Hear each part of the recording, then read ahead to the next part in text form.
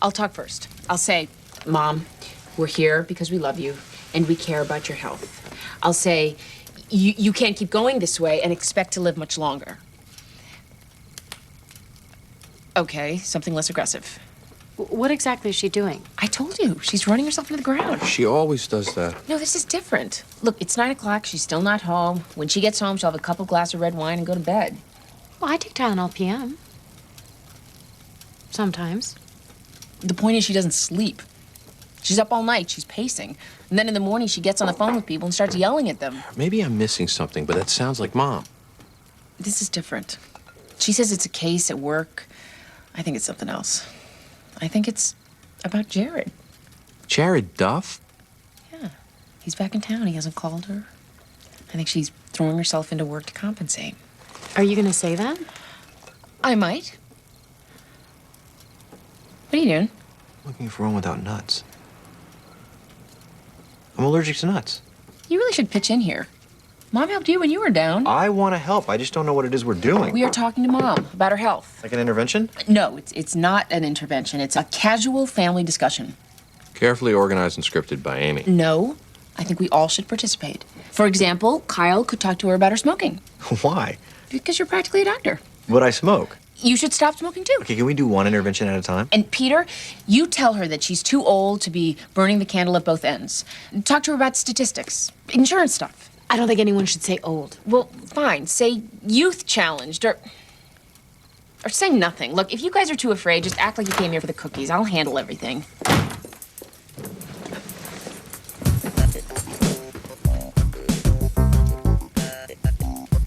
Oh, dear God.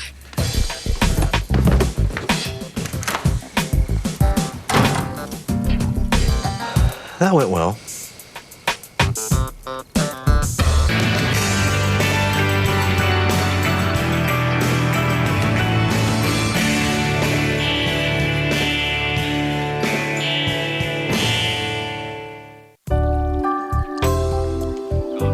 Robert, a lawyer is coming into DCF today regarding the Buckley Hills case. Apparently, the Taylors are filing a civil suit.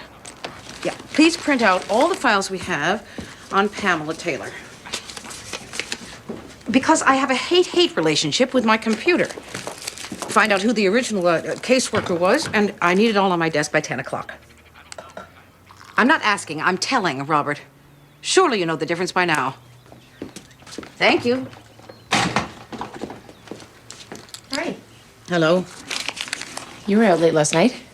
Yes. Where'd you go? To an opium den. Mom. Amy, I would have gone anywhere to avoid whatever was brewing in the living room. We're worried about your health.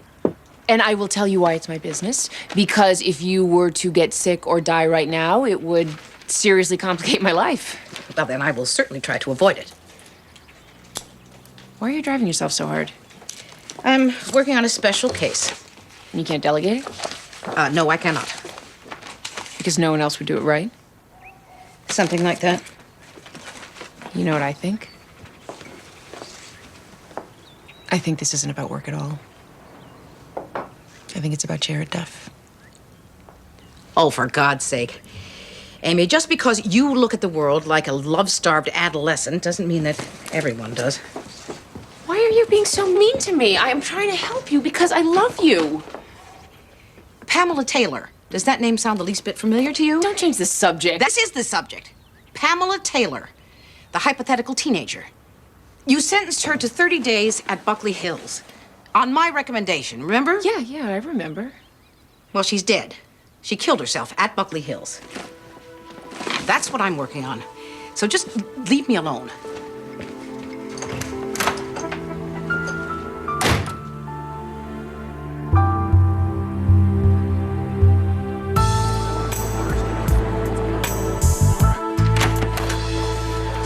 There you are. It's late.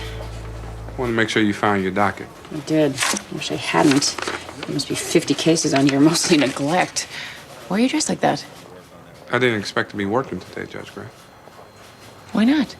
Because by now you should have received a letter from the presiding judge recommending my suspension.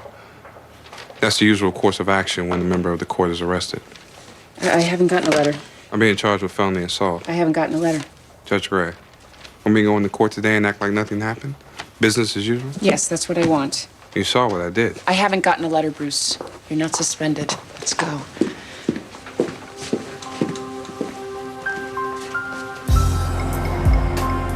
In looking at Pamela Taylor's file, did the girl report any specific abuse? Nothing specific, but she was obviously distraught and said she'd die if we sent her back there. The death was, of course, ruled a suicide. The coroner found nothing to dispute that. However, there was suspicious bruising and what might have been rope burns on her wrist, and he felt she was malnourished. Oh, well, sure. He starved them, beat them, tie them up, leave them out in the cold, all in an effort to teach them what decent, civilized behavior looks like. We've already shut down a half dozen of these places, with substantial damages going to the families. It's all in the file I sent you. You have read it. Yes, it's impressive. Now, I will need all of your files. I seem to be missing some. That's everything. What about the other families? Mrs. Gray, the Taylors want us to file a class action suit against Buckley Hills. That can't be done on behalf of one family. I thought the idea was that you file a claim and others come forward. Yes, but one family, we usually start with 3 or 4, but one family is too easy to manipulate. They write the Taylors a check. It's all over. I'm a social worker. I wouldn't know how to begin to put together a lawsuit, and technically I shouldn't be this involved. This is a pro bono case, Miss Gray, so you understand we'd need a great deal of grassroots participation. Where are you going? This isn't going to work out. Just like that? I'm good at reading people. I have to be, so I don't waste time or resources. You don't have the stamina for this. What? I don't have stamina? I have more stamina on a coffee break than most people have in their lives. You're the one that's walking away. Back to your Ralph Lauren wallpapered offices and your deep pockets and your billion-dollar settlements against plastic surgeons. This was just a screwed-up teenager, is that it? Not worth your time, not worth your resources. I have stamina and a big mouth and friends in the press. So just think about that the next time your firm goes to collect its Justice for Youth Award. Miss Gray, I need one more family. Fine. Thank you.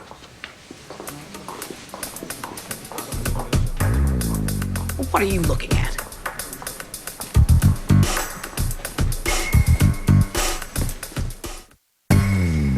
Eight-year-old Richie Peeler had his arm broken during an alleged wrestling match with his father a little over a year ago.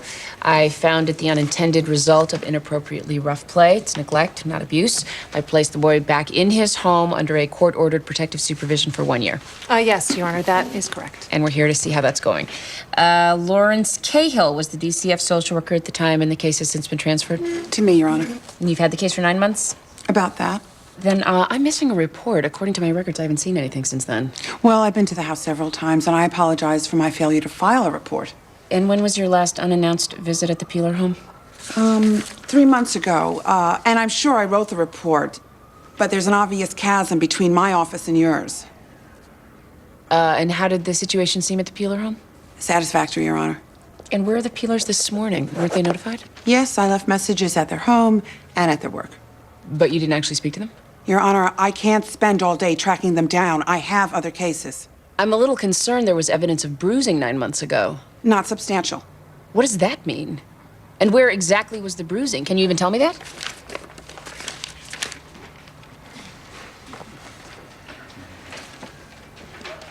I'm not happy, Ms. York. Judge Gray, currently I'm investigating 25 cases, half of which involves sexual abuse, one of which involves a mother setting her 4-year-old son on fire. I'm not happy either. Okay, I'm gonna put this down to the fact that we're all having a bad day, but I would like to see you back here this afternoon with a full written report on Richie Peeler. All right? Frankly, it's not, Your Honor. But I'm gonna have to make it work because I have no choice. That's right. You don't.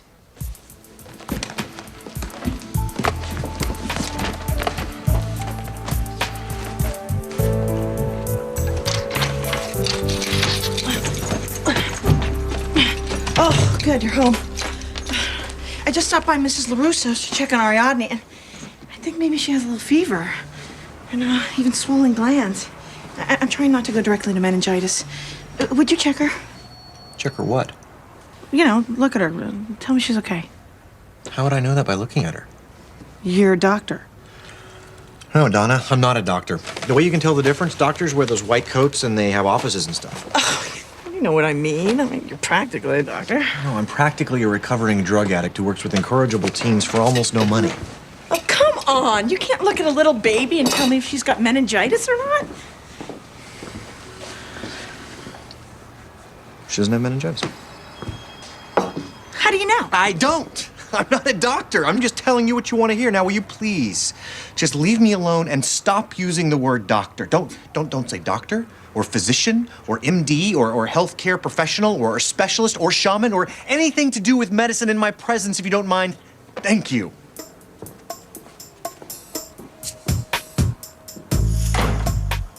Wow.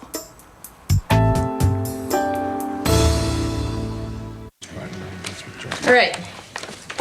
Moisha Rosenthal and Seth Rosenthal have been found guilty of smuggling diamonds into this country following a school trip to Israel. Am I reading this right? Yes, Your Honor. I understand these young men were not the masterminds of this plan, so the FBI sent them back to juvenile court, and we are here to determine what penalties these young men must pay for their part in the crime. Mr. Burnside. We want juvenile detention until their 18th birthday and a suspended sentence beyond that, Your Honor. This was a serious crime, and the religious smokescreen doesn't impress us a bit. Your Honor, this is no smokescreen.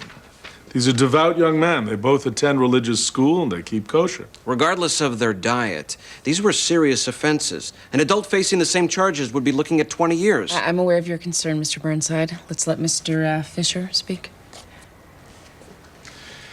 These boys live a sheltered life. They're naive and inexperienced. And because of that, we ask that you consider their culture as a mitigating factor. How's that? Well, these children are completely cut off from the rest of the world. They go to school beginning at 7 o'clock in the morning with breakfast and davening. That is praying.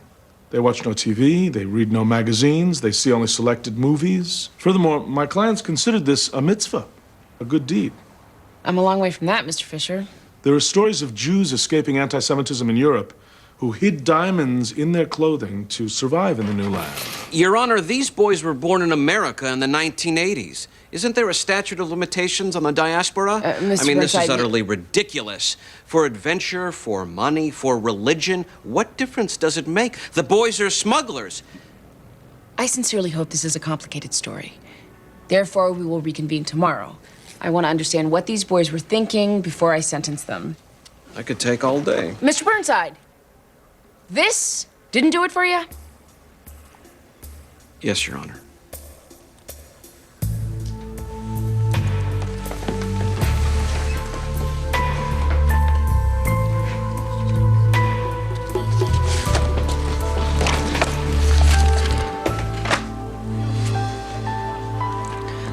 I'm all for shutting that place down.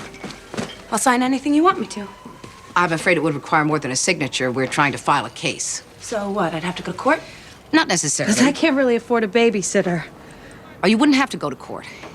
But we'd need to take a deposition. You would need to give us a statement going into some detail about your treatment at Buckley Hills. Listen, that was a long time ago. My whole life is different now. My husband doesn't even know anything about that. Would it be a problem for him to know? I was a juvie, a screw-up. The less he hears about that, the better. You filed a police report when you left there, Luana. It's a matter of public record. I've read it. So you know what happened to me. It says you were sexually assaulted by an older boy. I told the counselors at Buckley Hills. They didn't do anything. They acted like I deserved it. The police just let it drop. They didn't believe me. The situation is different now, and I believe you. I just can't see going through it again. And Danny finding out. I've got all I can handle. I lost years because of that place. I don't want to lose any more. I got plans and stuff. This is Pamela Taylor. She was sent to Buckley Hills, and she died there. She doesn't have any plans anymore. How'd she die? Suicide. I thought about doing that too, but I stuck it out.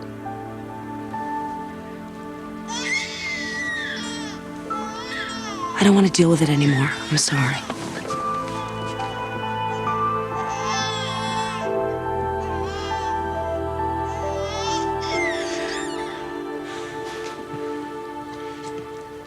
So you think you've seen everything, and then the universe sends you Orthodox Jewish diamond smugglers. Yep. As a parent, how do you see that coming?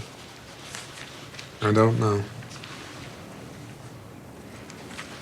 So this is the way it's going to be from now on? The laughs are over? Judge Gray, I lost my sense of humor somewhere between my jail cell and the bail hearing. What does your lawyer say? Sign here and give me a retainer. You're not going to be charged with a felony. Judge Gray, you were there. You saw what happened. He provoked you. I'm sure your lawyer's going to get you out of it. Get me out of it? You work in the justice system. You're working on a psychology degree. You're active in the church. I nailed the guy. I completely lost it. You were provoked. Can we talk about something else, please? What? Nothing. That would be my first choice.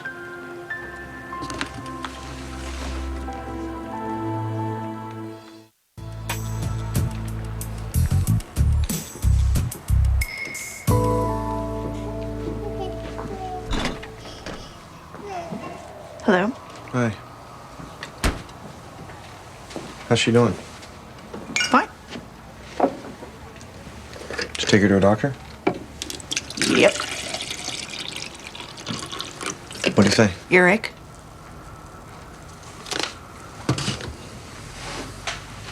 Donna, I'm sorry. Fine.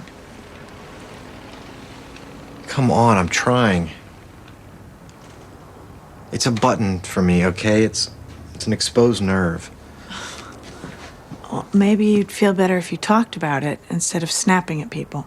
I'm not very good at that. Fine. Then let's live out our days in cold, awkward silence. Did it ever occur to you that I don't talk to you about my life because it's humiliating to me? Why? Because of the drug thing? Donna, I was 2 years away from being a surgeon. I was kicked out of school. I was publicly denounced as being a fraud and a thief and a junkie. I was 5th in my class, and now I'm this. Not that I mind being this. I'm grateful to be sober, but I am occasionally humbled by my past and would prefer not to talk about it to somebody as responsible and together as you. Me? I have problems. Not really. Yes, huge. Now look at me. I'm estranged from my husband, a man who convinced me he had the soul of a poet, but who in fact killed his own mother. Everybody's a mess. You're not so special. Thanks. And the stuff I see in Judge Gray's courtroom? Please, you're practically average. I really wanted it, you know? So I screwed it up, I guess. I got so close to what I wanted, I had to make it go away. Why don't you try again? I don't know.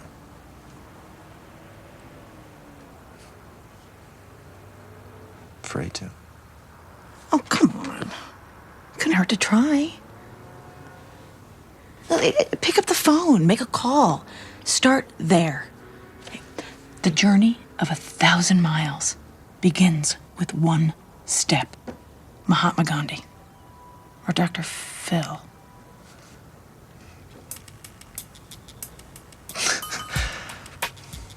Maybe I'll do that. Good.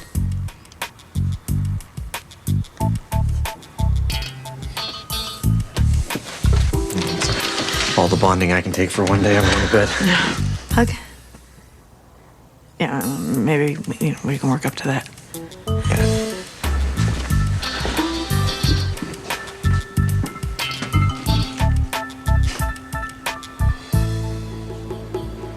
Welcome back, everyone. Ms. York, do you have a report for me? Judge Gray, we've been informed of a change in circumstances. What change is that? Richie Peeler's no longer living with his parents. He's currently residing with his grandmother. Why is that? She had him removed from the home after the boy was beaten. By his parents? Yes, Your Honor. Were there serious injuries? No. A concussion. Well, which is it? No or a concussion? No permanent damage. Meaning he's not dead? Is that the good news?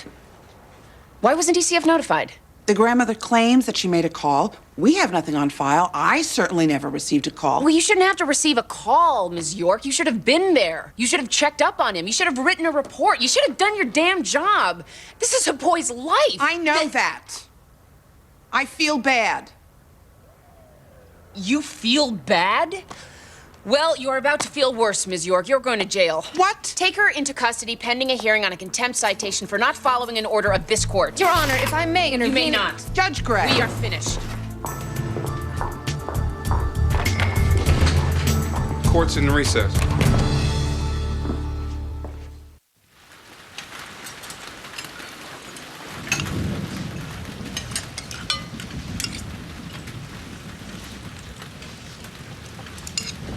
Is the meatloaf dry? Not at all. It's great.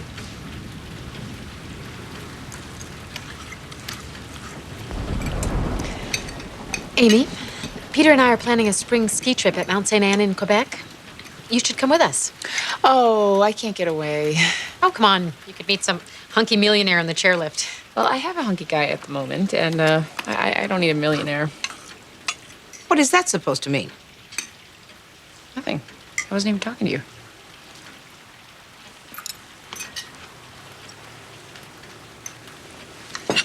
Can people get divorced who aren't married? No. Like who? You and Grandma. No, you can't divorce your kids. All you can do is get mad at them and pout and behave like a surly adolescent. Are you talking about me? I don't know, am I? I asked you. Hey, could you guys just get over whatever this is? Life is short, you know? I believe that was my original point. Life is short, so why would you do everything in your power to make it shorter? You know what, Amy? I am not upset that you called a family meeting and nagged me about my health. I have moved way beyond that. Then I suppose you hold me accountable for Pamela Taylor? No, it's not that either. I mean, don't you think I feel terrible about that? But she was a disturbed and a disruptive kid. I had to consider the families, the other children involved. Amy, that's not it. Then what is it? It's Amanda York. What? I heard all about it. It's all over DCF. It makes you look like a hothead. Wait, hold on. You are not even there. You don't know the circumstances. You don't get to comment. I mean, even if you were... I am a judge. You can't just... Hey, guys, could you please? Let's take it somewhere else. Fine.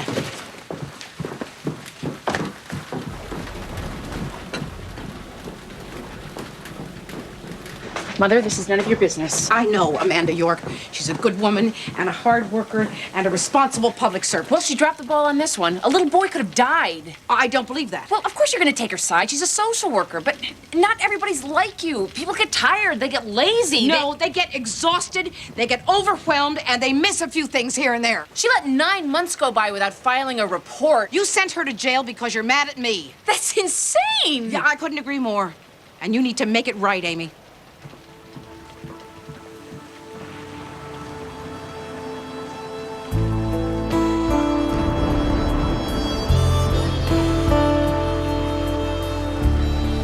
My class went to Israel during Purim. It's a Jewish holiday. We stayed with some families in Tel Aviv.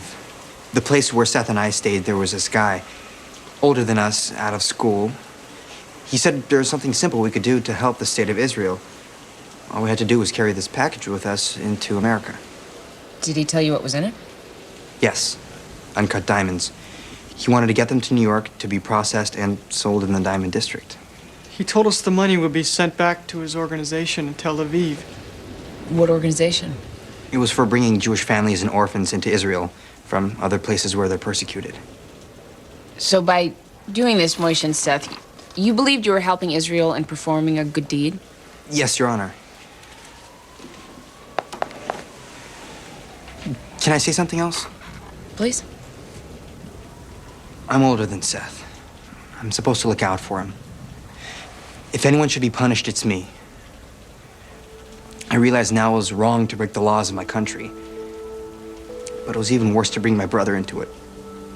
I should have protected him.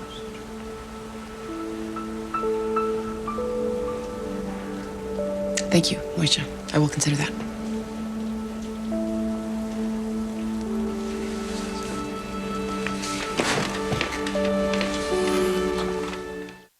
You wouldn't necessarily have to appear in court, Mrs. Brownman, if you could give us a deposition stating that your son was exposed to harsh treatment and suffered emotional damage. Well, please think it over, and I will call you tomorrow. Thank you. I couldn't stop thinking about that girl. Well, God bless you. Luana, you're doing the right thing. Good morning.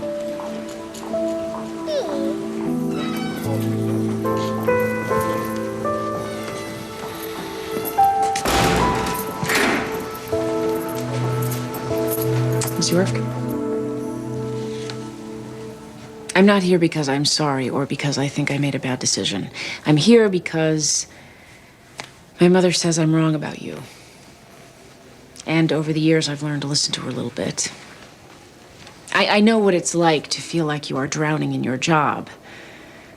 Like the weight of it is pulling you under. And when that happens, it is difficult to make the right decision. I guess what I'm missing from you, Ms. York, is a little bit of suffering. Your job is a noble burden, and I would like to hear that in your voice. See that in your face. Instead, all I saw was indifference, and I can't afford to ignore that. You can't afford to give in to it.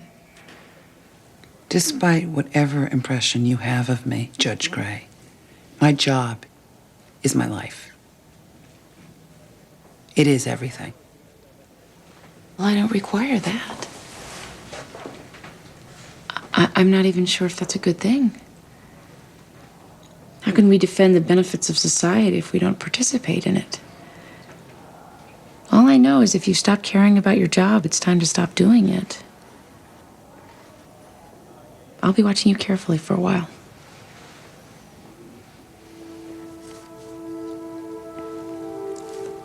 It was a bad week.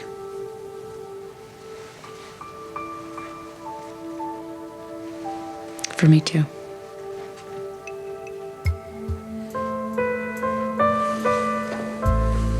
Come on. It's time to go.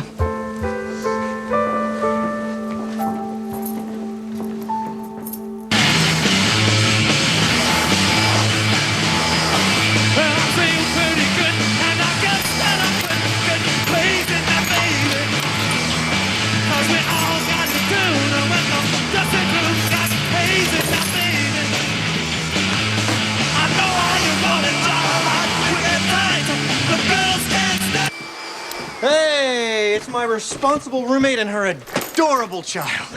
Why are you vacuuming? Because I can. I just vacuumed yesterday. Did you know that the human body sheds thousands of dead skin cells every day? This place is a veritable bonanza of previously owned epidermis. Are you okay? I'm great. Really. Last night, as you recall, I was a little stressed out about trying to start my life over, but today, none of that is a problem because I did. I picked up the phone and I called a half a dozen teaching hospitals to ask them about their policy concerning former med students with former drug problems. And you know what they all said? They don't have a policy on considering such candidates, but they do have a policy for turning them down cold. Can you imagine my relief? Now I can just commit to being a counselor for troubled teens who don't want any help making less than a sanitation engineer for the rest of my life.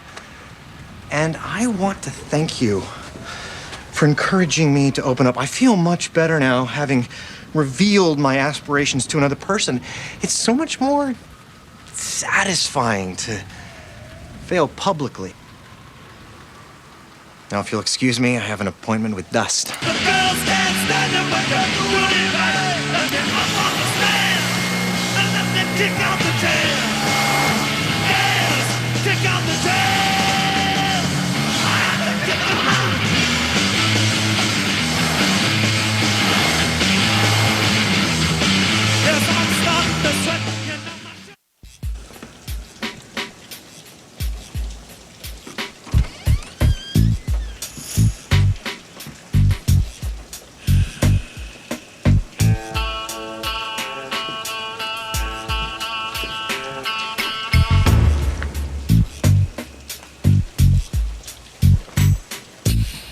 What's happening?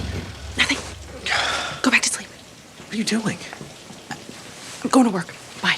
No, Donna, what are you doing in my room? I'm sorry. I know I'm not allowed. I wasn't snooping. I was just trying to help. Help what? Nothing. Goodbye.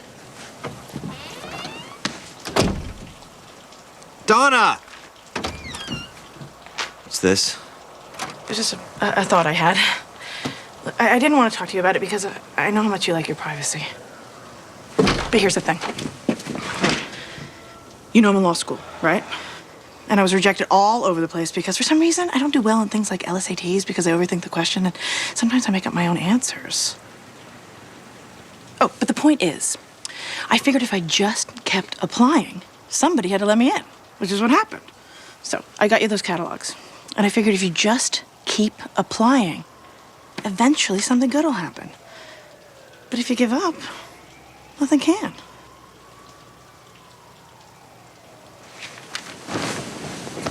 God doesn't require us to succeed. He only asks that we try. Mother Teresa. Or Dr. Phil. Oh, not that I'm dumping religion on you or anything, but, since you're in AA, I figured you hear a lot of God talk and you wouldn't mind. But, just ignore that if it offends your agnostic sensibilities. What are you doing?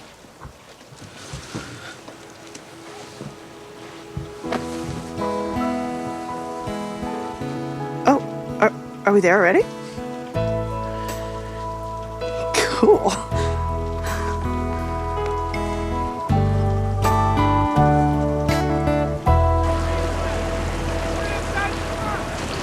Moishe and Seth Rosenthal have been convicted of a very serious crime. One that, as Mr. Burnside pointed out, would carry quite a heavy sentence if they were adults. If this were criminal court, and if you had been tried as adults, I would not be able to take into account something which is vital for me to understanding this case, and that is your intentions. If your story is to be believed, your intentions were good, even beneficent. Moishe, while I truly believe you wanted to help people, I also believe that there was an element of adventure involved. And thrill-seeking tends to undermine the most honorable of intentions. Your defense of your younger brother convinces me that you were aware that you made a bad choice, and that you not only have remorse, but a sense of personal responsibility, and that is encouraging. It is because I think you are such a fine potential citizen that I want to make sure that you have learned a hard lesson about taking any law into your own hands. So, I am sentencing you to 1 year in juvenile lockup with a suspended sentence to follow. Seth, I am sentencing you to 1 year, and I am suspending that sentence. I hope the time away from your brother will help you realize that you can make your own choices. Your Honor, this sentence is harsher than you realize. The brothers have never been separated. Juvenile detention will seriously interfere with their religious education. Mr. Fisher, it is these boys' actions that have interfered with their religious education. If I were you, I would sit down and count my blessings. Judge Gray? Sorry to interrupt. This is from the presiding judge. Thank you.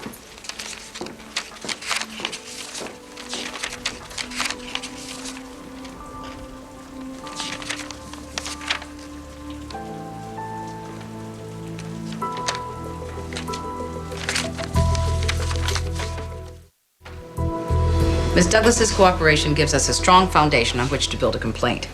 Her counselors at Buckley Hills have repeatedly denied her allegations, but what they didn't realize is that she'd simultaneously filed a police report. Well, it wasn't exactly simultaneous. It was 3 weeks after her release. Well, I'm sure it took her a while to work up her courage. Or her story. Are you suggesting that Luana's complaint is less than legitimate? I'm suggesting that they'll suggest it. I wasn't the only person it happened to. A lot of girls complained. Miss Douglas, since a lot of girls are sent there because they're not exactly pure as the driven snow, a jury will find it difficult to differentiate between wanted and unwanted sexual advances. Are you saying I asked for it? Ms. Carlson, is this really appropriate? You never said my own lawyer was going to insult me. We haven't even stepped into the courtroom, and already you're offended? We've got a problem. Luana, would you give me a moment alone with Miss Carlson?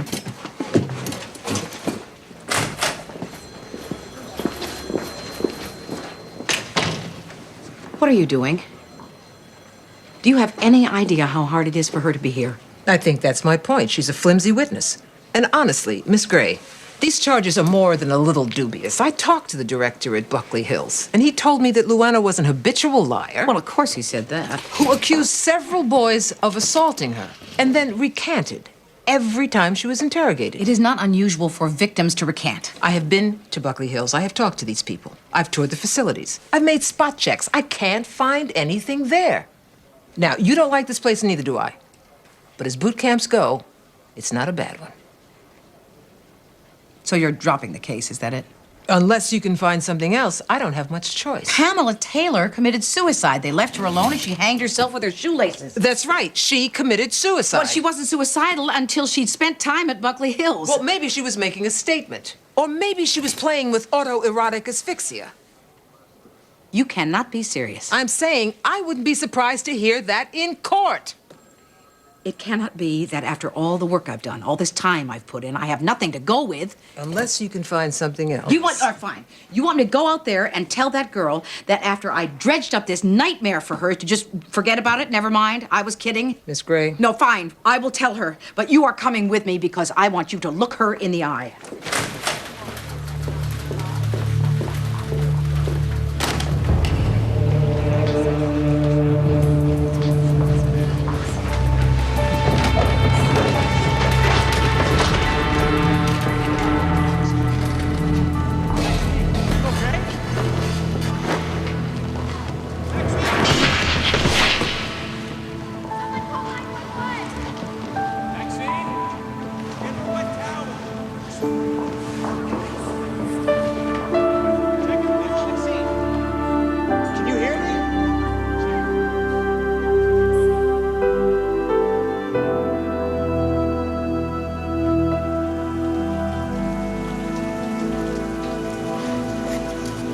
I could fight it. I could even ignore it. No one asked you to do that. I know. Bruce, I've come to depend on you. I feel loyal to you. I even consider you a friend. Thank you, Judge Gray. So I have to tell you that this thing that happened, that you did, I don't even understand how I feel. I do. You do? You don't know if you can trust me anymore. Oh, no, Bruce. It's all right, Judge Gray. I understand. Every time you look at me since that day, I can see it.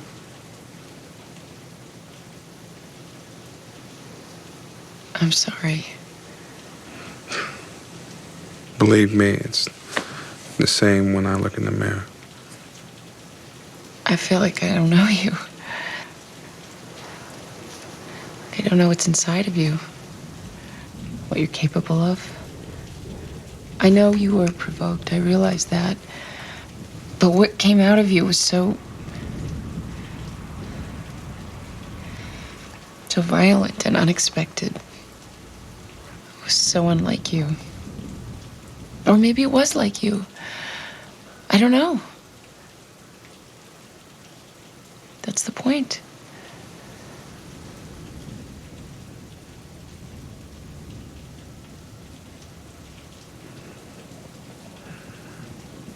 You have to let them suspend me.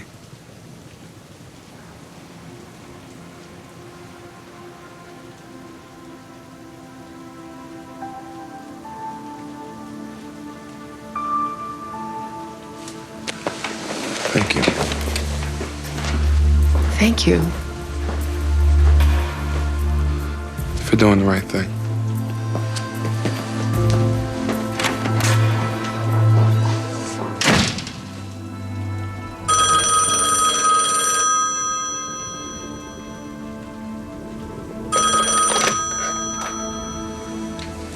Judge Gray.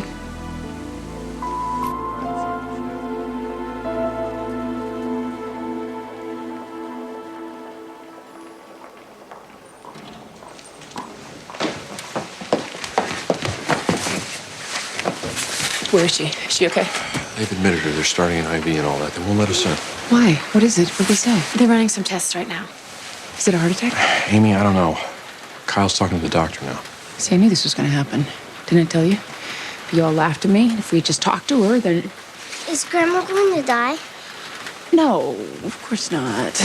Then why is everybody so upset? Well, we're just worried about her. Why are we worried if she's not going to die? Lauren, stop asking so many questions.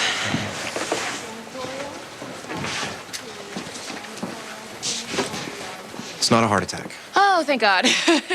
It's probably a panic attack. She hasn't slept, she's stressed out, high on caffeine, that's when they hit. See, I told you. Told me what? You thought she was dying. The important thing is that she's okay. She's not entirely okay. Her blood pressure's pretty high, her cholesterol is through the roof, and her liver function isn't that great. Oh, God, see, that's bad. I knew it. Amy, she's been asking for you.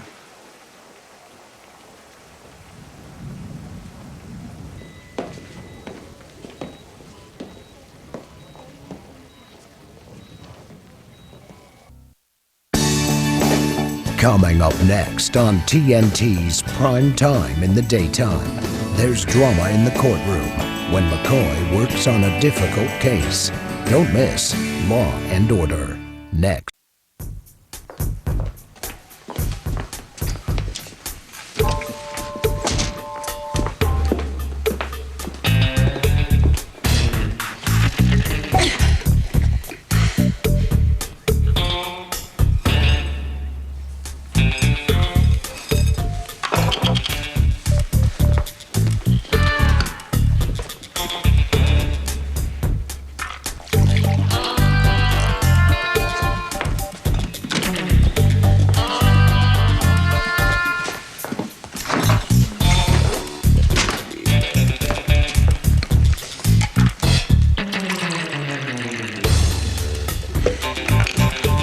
I can be domestic. Have a good day. Stop! Where do you think you're going? For work. You are not going to work. Then I shall go to work. Mom, it is less than 24 hours ago that Dr. Kleiman told you to stop what you were doing and get some rest. No, he told me to get plenty of rest, and I have rested plenty. Well, look what I made for you. Decaf coffee and wheat germ, prune juice and... Prune juice? What exactly do you think is wrong with me? He said no smoking, no drinking, no caffeine, and no stress. Your job is stress. Amy, I can think of nothing more stressful than sitting around in an empty house all day trying to relax. What is that? It's prune juice for Grandma. It's healthy. It looks like... I know what it looks like, but it makes you healthy. Grandma, I thought you were supposed to be in bed. She is. No, I am supposed to be resting. I could rest any place. Mom, there's a reason they call it work. If it was restful, they'd call it rest. I'll tell you what.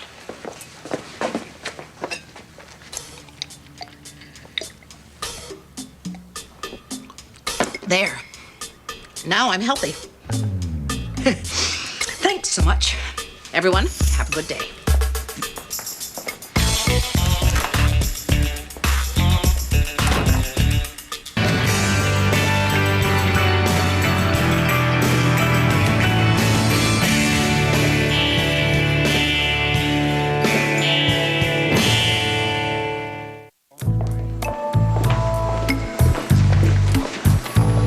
Judge Gray, Alvin Twyckoff. I'm representing Bruce Van Axel in his assault case. Do you have a moment? Of course. How is Bruce? In need of employment. Well, we both agreed that given the circumstances, he ought to be suspended. That was before he hired me. And what's the game plan? I need you to write a letter to the presiding judge requesting that Bruce be reinstated pending the outcome of the case. Yeah, I'd be happy to do that. And your thinking is... Of course, I'm not at liberty to discuss that. Of course you're not. It would be helpful to my client at the sentencing if he were still employed. The trial, you mean? Yes, for the trial. Because you said sentencing. I guess I misspoke. Trial lawyers don't misspeak, which makes me wonder if you meant sentencing hearing, which means Bruce is going to do something idiotic like change his plea to guilty. I've said too much already. No, you said just enough. Will you write the letter? You'll have it by the end of the day. Thank you.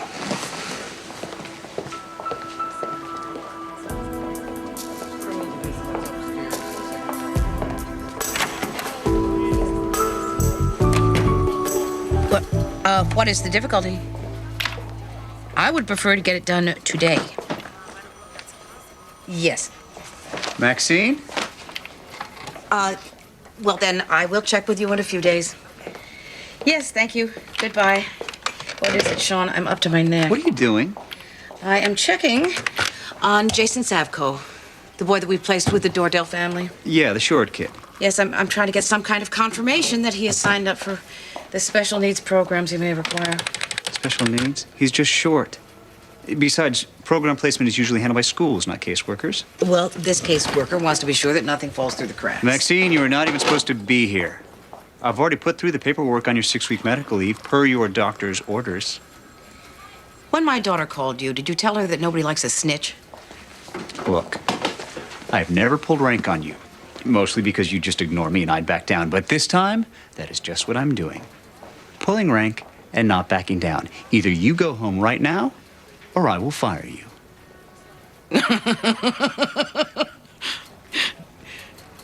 I will.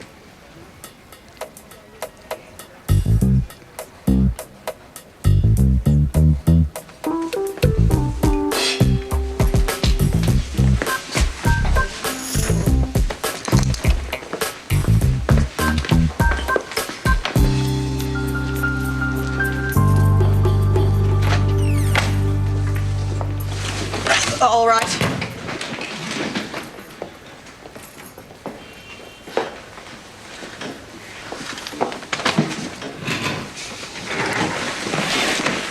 I'm Bruce. Temporarily, of course. Of course. It's not going to be like last time. Let's hope. In the matter of baby Jane Doe, the Her name is state... Tess. Like Tess of the D'Urbervilles. Ms. Warren. The state is petitioning for an OTC? DCF is requesting an order of temporary custody on the grounds of failure to protect, child endangerment. I take very good care of my baby. The infant was found by a high school janitor in the library storage room. Cheryl works as a student library assistant and has been keeping the baby hidden in the storage room for the past month and a half. It took a month and a half before somebody discovered a baby in a storage room? Your Honor, the storage room isn't used by anyone other than the student aide. My client kept Tess there during the day while she was in classes and carried her home in her knapsack at night. She was afraid to tell her mother she'd had a baby. And the mother slept through the wake-up cries for the 3 a.m. feedings? Mrs. Warren works an assembly line swing shift at Pratt & Whitney, leaving her daughter Cheryl home alone at night. Cheryl Warren is clearly unfit and ill-prepared to provide for the infant. That's just not true. Despite the unusual circumstances under which Tess lived, she's in excellent physical health due to my client's exemplary care. Well, don't push it, Mr. Simmons. Keeping a baby in a storage room is not exactly an example I'd urge others to follow. In any case, Your Honor, now that Mrs. Warren is aware of the birth of her grandchild, she is anxious to assume custody and provide a warm and loving home. A home so warm and loving that her daughter was afraid to tell her she was pregnant? Ms. Feinberg, give me a slightly less cynical version of DCF's stand. DCF recommends placement in a temporary foster facility until a suitable long-term home can be found. Okay, I'll allow an emergency order of temporary custody pending an evidential hearing on this matter, and I will hear arguments for permanent custody from both sides on... Friday. Friday. No, Wednesday.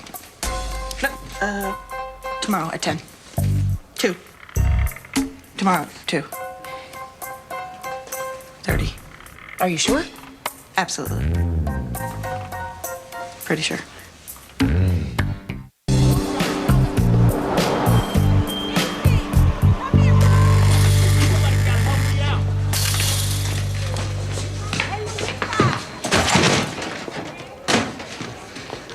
Excuse me, Kyle? What's wrong now? Giselle, Randy eat your melon again?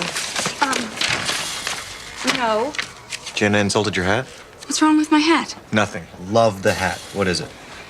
There's this new girl. She won't interact. She copped a toot about the sign-in sheet. Not everybody's as enthusiastic as you, Giselle. Just give her some time. How long has she been coming around? I don't know. I tried to greet her yesterday, but she blew me off. That's her. Her? Yeah. You want to hear where she told me to put the welcome sheet? What's wrong? Do you know her? She isn't supposed to be here? Giselle, please, I can handle this. I believe you have something of mine. What? My backpack, remember? Maybe you're here to return it so I won't have to press charges.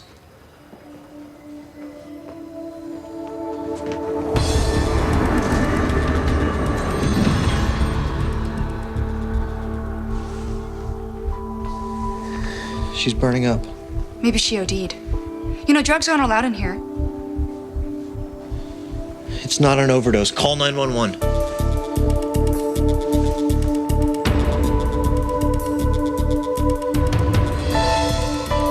Are you officially giving me permission to use the phone? Call 911.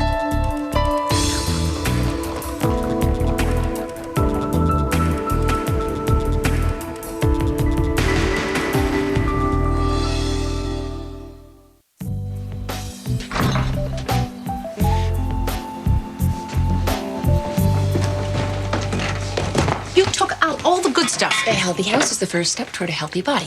Lauren! Don't make me call you again. We're gonna be late. I'm not certain, but I think I just heard your blood pressure spike. Well, it's not my blood pressure we're worried about. Well, we don't have to worry about that because I am on a forced sabbatical, which means I intend to spend the day in bed resting. Yes, until 3 p.m.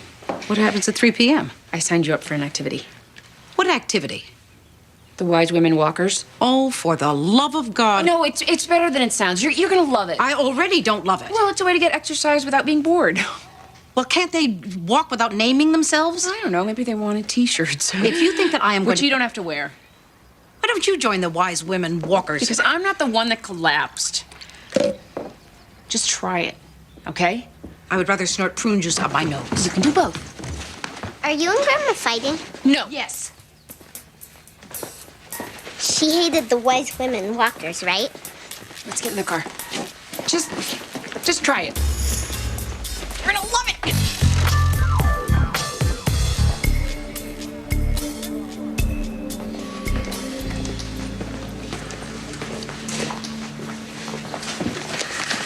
Bruce, you're back.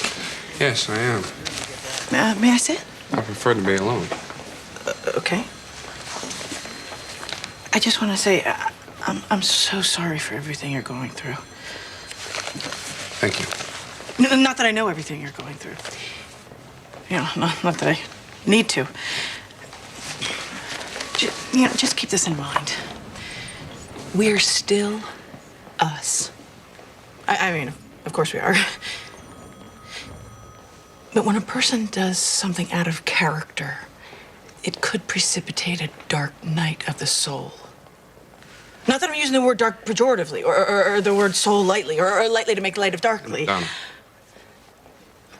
Look, if you had brought a Boston Terrier over from France 200 years ago, it would still be a Boston Terrier. Donna, what are you talking about? People don't become someone they're not. Like Boston Terriers from France. Boston Terrier is an American breed. They'd never be in France. And what does any of this have to do with me? I'm thinking maybe we should just drop it. Please. I need to go now. Good.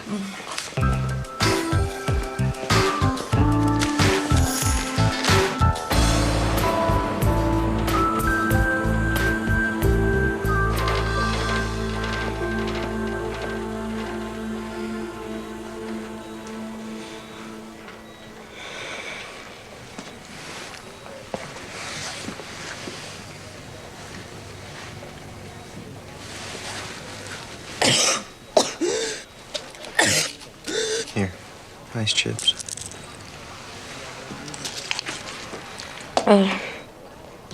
At Harbor Place. It's changed. New sheriff in town. No more rule bending. Did you bring me here? You're very sick. Do I have AIDS? No. Am I gonna be okay? We need to contact your parents. They're divorced. I don't know where my dad lives. What's wrong with me? Then let's call your mom. She should be here with you. Why? You lied. I do have AIDS. No, you don't have AIDS, but you're very sick.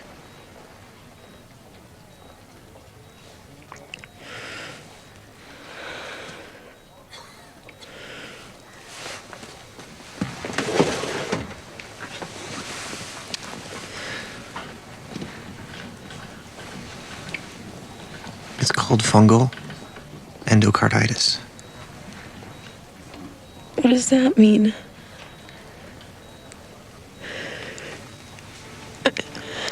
It means that you're very sick.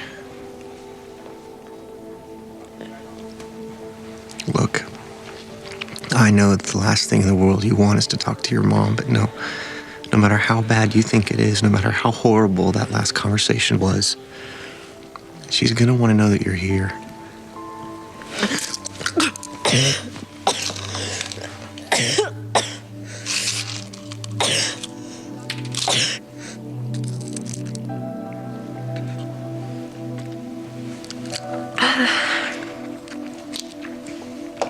I read one of your books. The library books you had in your pack. I read the Gatsby one. You did.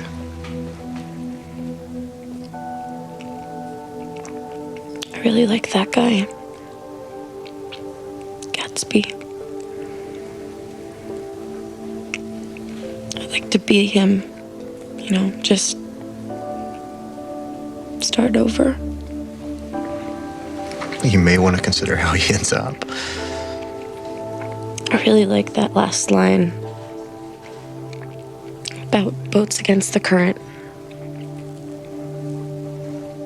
And that's so true, you know? Everything is so, like, pointless. The point is that you can't disown your past and reinvent yourself. Not without paying a price.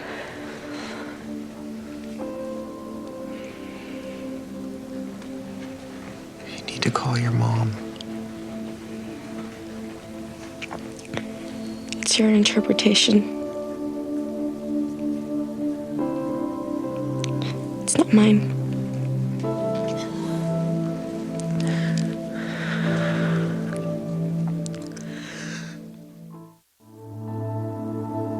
Mr. Bryant, how long have you been the janitor at Miles K. Zunder High? 22 years. I've known Cheryl the last 3. She's friendly and smart, too, always on the honor roll. Mr. Maitland, is your witness testifying for DCF or for Ms. Warren? Your Honor, we'll take all good character references. Mr. Bryant, just answer the questions asked. Yes, ma'am. How did you discover the child in the storage room? Well, it was about 7 at night, and I had finished emptying the trash in the library when I heard Tess crying. So I used my passkey to go into the storage room, and there she was. I figured the baby was hungry because Cheryl usually didn't leave her that late, so... Excuse me. Did you say she usually didn't leave her that late? Yes, ma'am. You knew she was keeping a baby in the storage room? I've known for a couple of weeks. And you didn't say anything? Well, all the books piled up in there make it kind of dusty, but other than that, it's not a bad little room. Cheryl hung pictures of teddy bears on the wall, and it looked nice. And she put a blanket in a cardboard box to make a bed and left a flashlight on for a light. Well, all that is well and good, but it doesn't explain why you didn't report her earlier. Ma'am, if you had seen Tess with Cheryl, She always kept that baby clean. I mean, she must have changed diapers between every class. Tess has only got a diaper rash once. It was when my math teacher made me stay after, and I had to leave her sitting in wet diapers. Mr. Simmons, would you please explain to your client this is not the right time for her to speak? Apologies, Your Honor. This baby book said all I had to do was put cornstarch on her bottom. I did it, and she was better in no time. Mr. Simmons. Cornstarch, huh? Ms. Kozlowski, is there some confusion today with who was testifying when and for whom?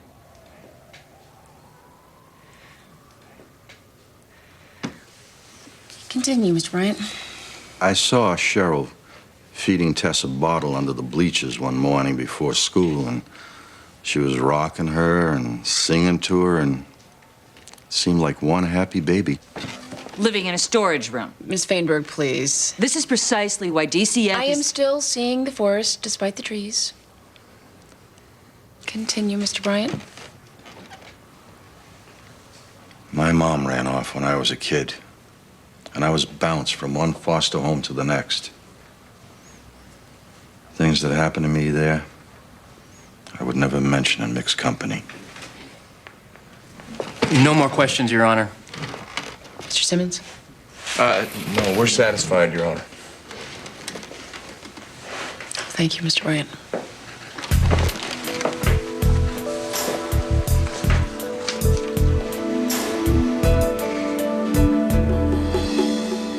It's all because my system was too acidic. The minute I changed my diet, it was like magic. No more leg cramps, no more fibromyalgia, no more headaches. See, didn't I tell you? Yeah, I had the opposite problem. I was way too alkaline. My colon hydrotherapist took me off of all sprouts and legumes. Were you, eating a lot of sprouts and legumes? Oh, and zucchini beans. I thought I was being healthy. And the irony is, I might as well have been smoking and eating dairy. You don't say. You all need to go to my wellness counselor and let her do a custom biobalance profile instead of guessing and ending up surprised. I know. Is anybody reading anything good? Oh, I'm reading the best book. We can all pass it around after I'm finished, but Maxine gets it first because she's the newbie. What is it? The Okinawa program.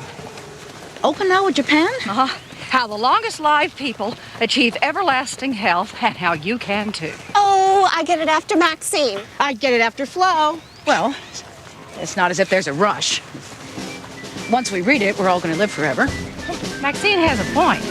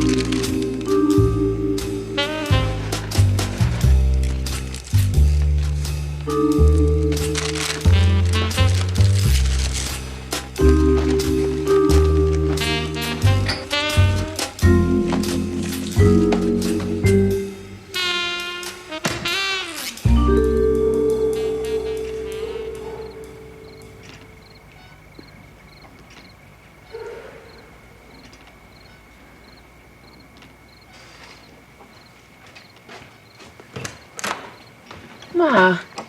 Amy. I wasn't inhaling. You know what? Fine, just fine. Go ahead and kill yourself. I get the jewelry. It could be worse. I could be eating azuki beans.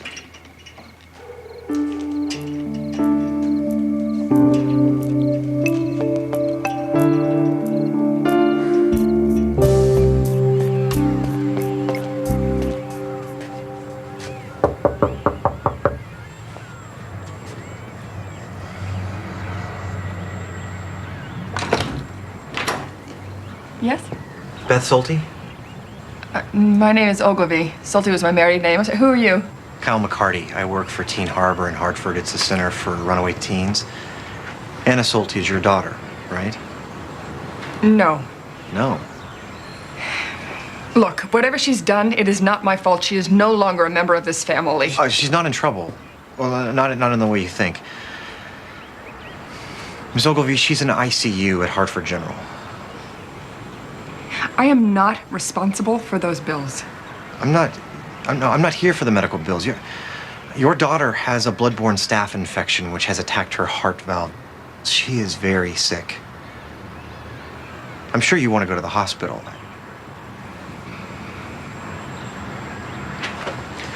Look, I know things haven't been good between you two, but you can't hold a grudge against her now.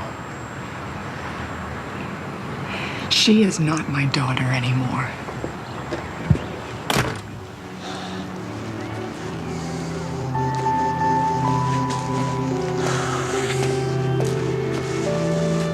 Damn it!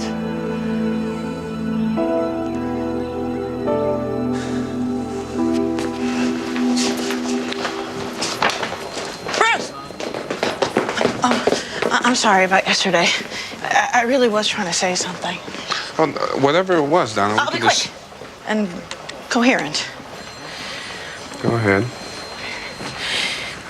I was only trying to say that I don't want to feel uncomfortable around you because of what happened, but I was too uncomfortable to get it to come out right. I'm your friend, and I know who you are. And I don't know why this happened, but I'm not going to walk on eggshells around you or feel weird around you, because if I did that, then I'd lose you as a friend, and I'm not going to do that. Thank you. And as a tangible representation of all that, how about you this? Here.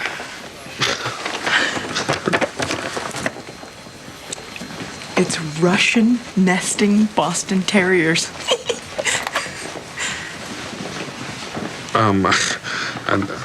I don't know what to say. Don't worry about it. Okay.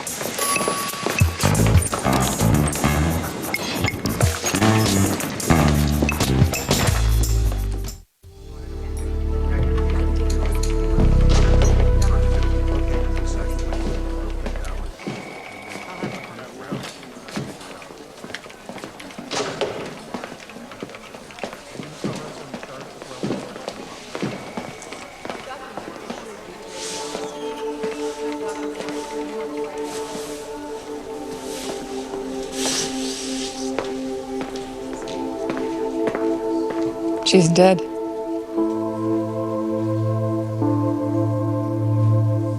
You came.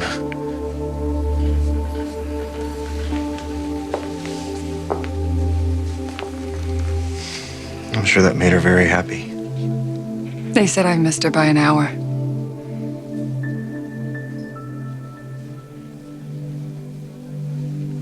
Doesn't matter.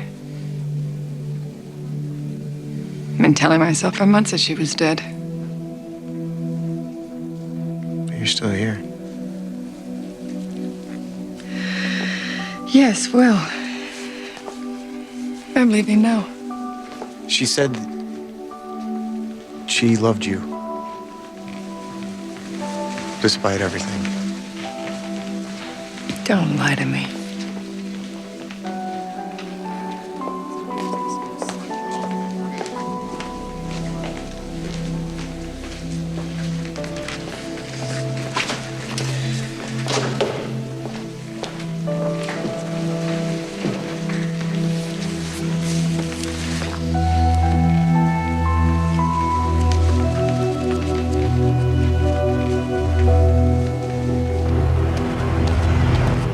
In the past 3 years, Cheryl, how many times would you say you missed school? Twice. Once when my grandma died, and again when I whacked my head during PE and needed stitches. Objection. We're talking about since the baby was born. Keep it current, Mr. Simmons. And in the 6 weeks since Tess was born? I faked sick 3 times so I could take her down to the free clinic downtown. Was she sick? Oh, no. Well baby visits.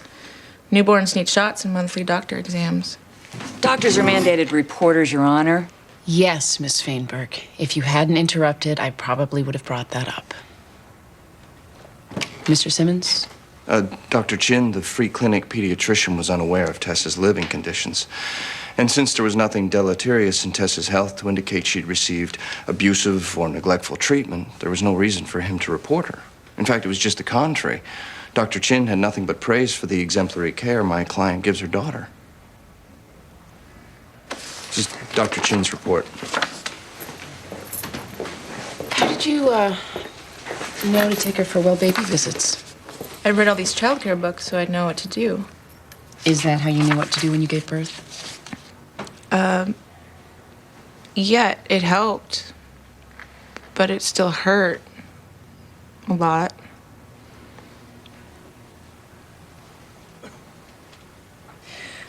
Who is the baby's father?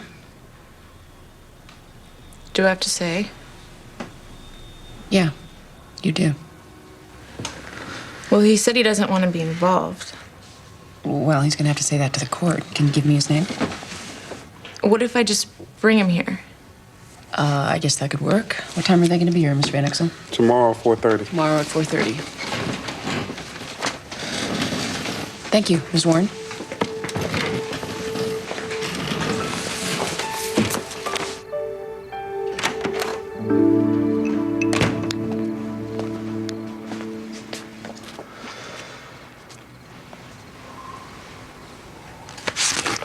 Are you aware that your library book is 4 months overdue? That girl stole it. The one who died? I am sorry. How do you do it? How do you keep banging your head against that wall every single day without your skull caving in? Well, I certainly have my share of headaches, but the wall has a few lumps as well. I work my ass off to get to these kids, to reach out, bring them in, let them know that it's going to be okay. And what happens? They run. They take, and then they're gone. Back out on the streets or dead. Guess what? I'm done. I'm through with the chasing. I will work at Teen Harbor, but if they want help, they will come in, they will fill out the forms, and they will ask. But I'm through going after them. It's not worth it. No wonder I'm smoking so much. Well, I'm sure you know best. However, at this moment, you do not know best, because if you did, you would shut up. And you would quit using feeling sorry for yourself as an excuse to smoke, and you would know that if you want absolute victories, then you should go back into medicine. We do what we can. We patch them up, we send them out there, we hope for the best, and we very seldom get it. But we keep on going, because what the hell else are we going to do?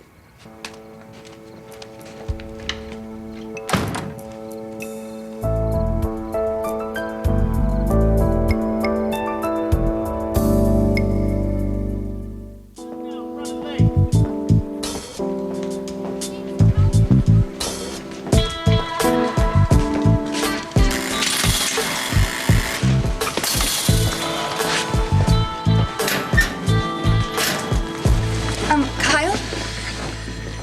Giselle, what an utter surprise to see you here this morning. I'm here every morning. I'm the one in charge of turning on the lights. I was being facetious. Huh? Giselle, is there something I can do for you? There's this girl at the front. She says she's not sure if she wants to come in. I think she's scared of signing in and all. If she doesn't want to ask for help, that's her prerogative. Oh, hi, there you are.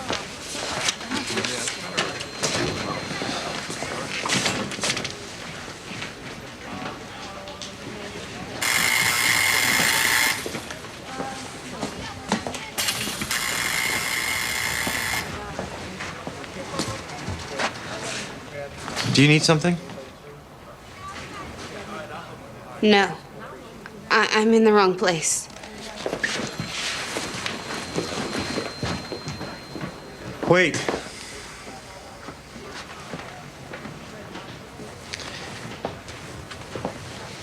My name's Kyle. Can I help you?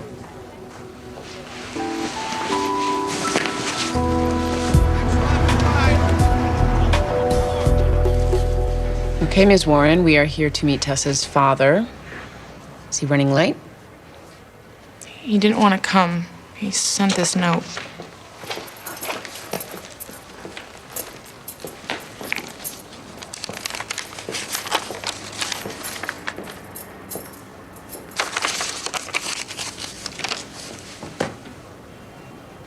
Cheryl, tell me more about Tessa's birth. Like what? I told you it hurt. How long were you in labor? 6 hours. I think, I'm not sure.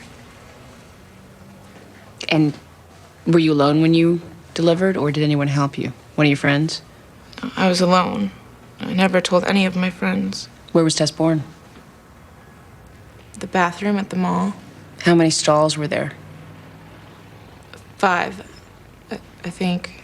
So in 4 or 6 hours, no one else came into the bathroom? I was quiet. The janitor testified that he saw you feeding the baby with a bottle under the bleachers. I usually fed her in the storage room, but I had left her bottle in my locker. Why didn't you breastfeed? I didn't know how. You figured out childbirth from a book, but you couldn't figure out breastfeeding? Your Honor, I don't see the relevance to these questions. Cheryl, whose baby is this? She's mine. No, she's not. She's not your baby, and there's no mystery father who wrote this note. You know that, and I know that. And if you don't start telling the truth, I'm going to initiate a contempt proceeding and perjury investigation against you. Ask your lawyer why you don't want that to happen.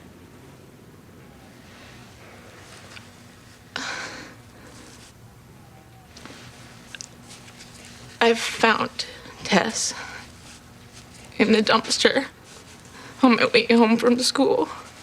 I heard this noise, and I looked in, and there was something moving around in a plastic bag. I thought it was a cat or a puppy or something. I opened the bag, and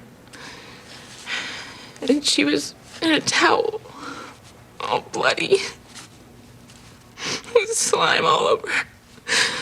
And I wiped her off, and she was so small, so perfect.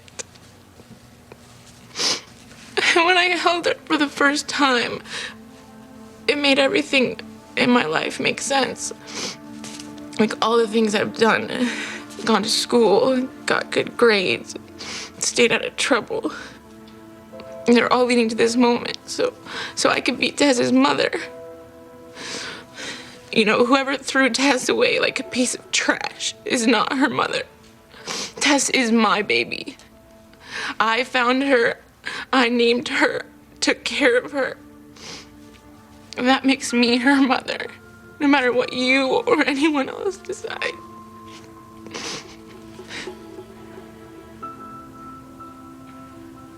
Thank you, Miss Warren.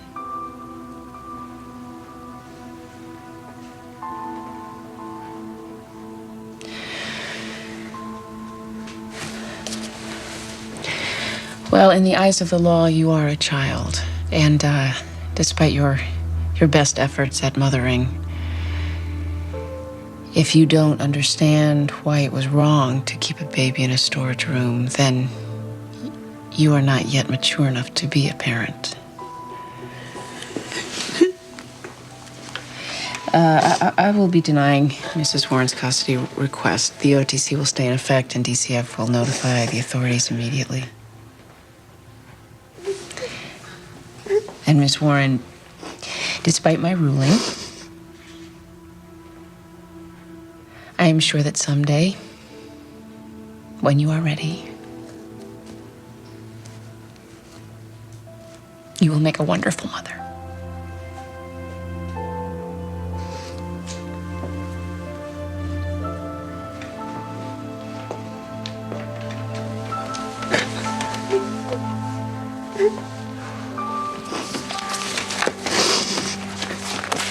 I know my lease says I have to give you 60-day notice, but under the circumstances, I thought. Yeah, look, I have to go. What do you say I stop by and sign the paperwork on my way home? All right, good, bye. What circumstances? You are changing your plea. I don't want to talk about this with you. This is some messed up way of assuaging Catholic guilt, isn't it? If I was such a good Catholic, I never would have been in this situation in the first place. Then give me one good reason why you're throwing your life away. You said I should be punished for what I did. Yeah, but the punishment should fit the crime. I don't think totally destroying your life is a fair punishment for being a hothead with a mean left hook. That's not the point. Do you know what you could get for aggravated assault? Whatever the court decides... Oh, bring out the hair shirt, Bruce. You said I scared you. What you did? Yeah, I didn't know the person that was capable of doing that. At least I didn't think I did. And it frightened me. That makes two of us.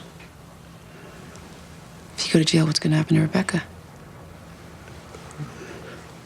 She has my mother, my sister. She'll be okay. Yeah.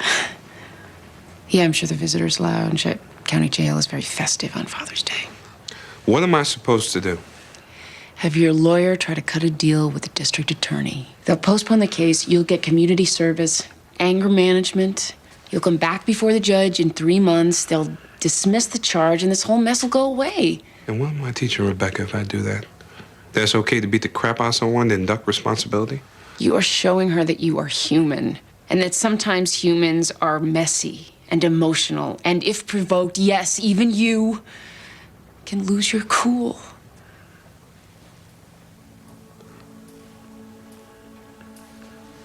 I'll see you in court, Judge Gray.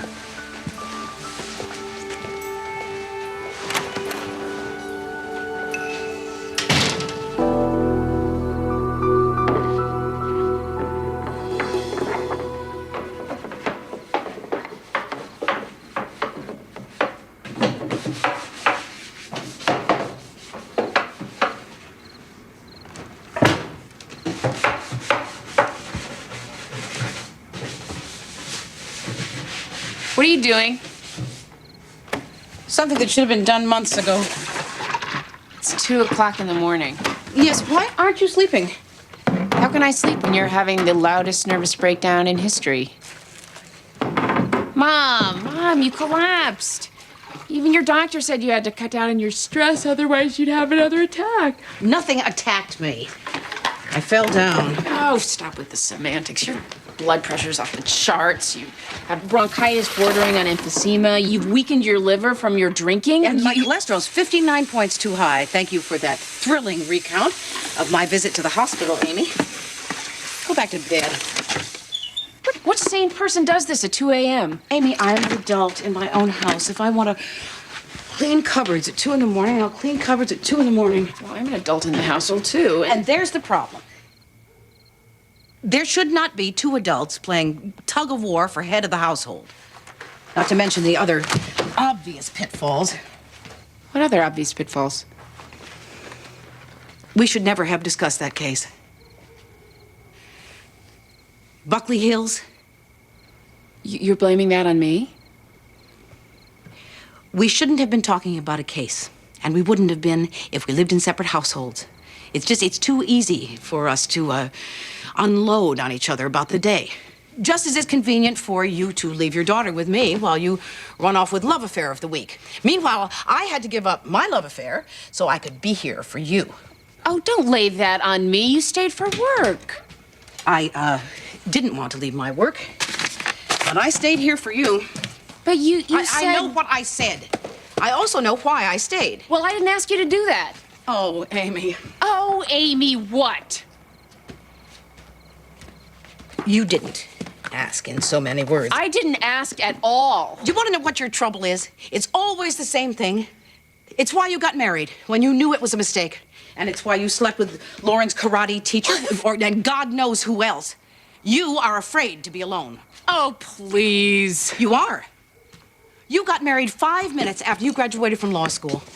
And when you divorced Michael, you moved in here 5 minutes after that. And all of this hovering and scolding and policing and signing me up to walk with the new age hypochondriacs from hell is just one more version of you being afraid to be alone. You're stuck to me like pine sap because you're scared your mommy's gonna die. You're so worried about my stress level when the truth is that half of the stress in my life... In the daytime, Vincent returns to Hartford, only to find new drama. Don't miss Judging Amy, next on TN. I need my science notes. I'll get them. You come eat breakfast.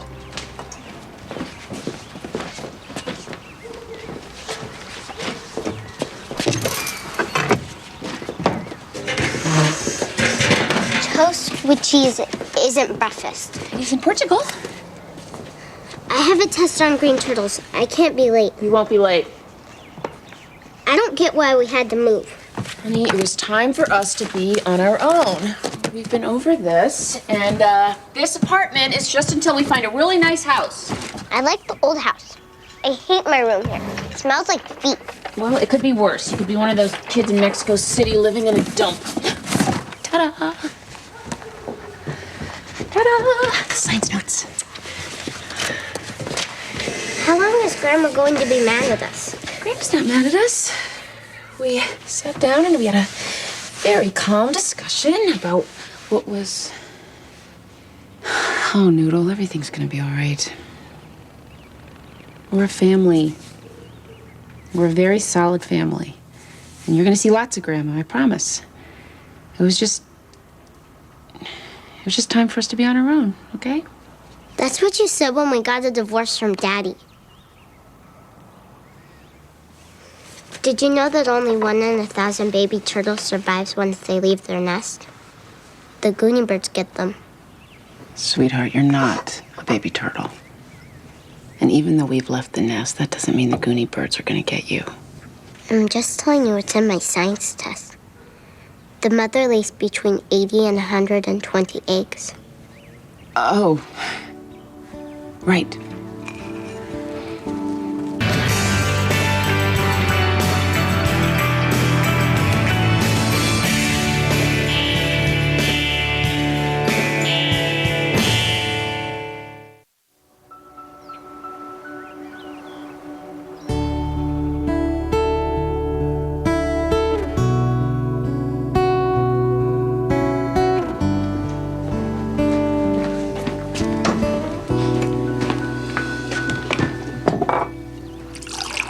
There's only me now, so you don't have to produce so much. And in future, 2 cups will suffice. I have to get a cat. You don't have to make it so strong either. That's an Amy thing.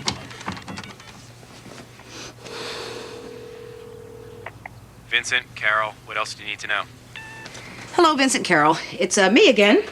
I'm not sure if you received my message from last night regarding my project to redo the top floor of the house now that Amy and Lauren are gone. But if you were considering coming back to Hartford, it would be a perfect base for you from which to regroup. Close to the hospital for Carol, in case she needs further treatment. And it was just a thought. But anyway, I said all that. And there's the end of the tape, so you can't hear me anymore anyway. Just, I hope the foggy rain is not giving you fungus. The cat named Steve. That might be quite amusing.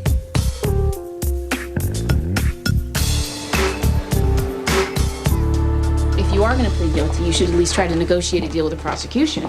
First stop is DCF with a custody order. I mean, they're going to want us to give you with aggravated assault if they think you called him to the courthouse intending to beat him up. That's not what happened, and on the advice of my lawyer, I declined to discuss this with you. Are you positive this is my room? Judge Gray, there's a guy who wants to see you. I meant to say good morning first.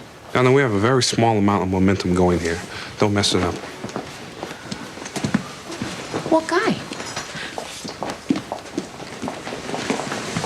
This guy right here.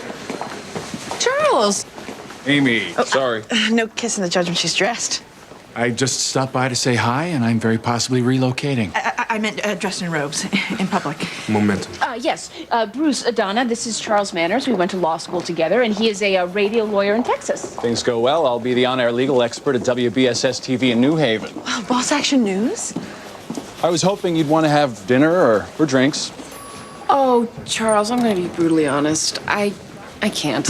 I just moved out of my mom's place. It's an emotional time. I just can't. I understand. You moved out? Momentum requires velocity. Basic physics. This is not a brush off. It's the truth. And any other time, okay? Okay, no problemo. You love her? Long time ago. You over it? Yeah. I say no problemo sometimes. Maybe you'd like to have dinner. Maybe I would. I have a baby daughter. What's her name? Ariadne. Do you want to bring Ariadne along? Maybe I do, maybe I don't. In any case, her father's a violent felon.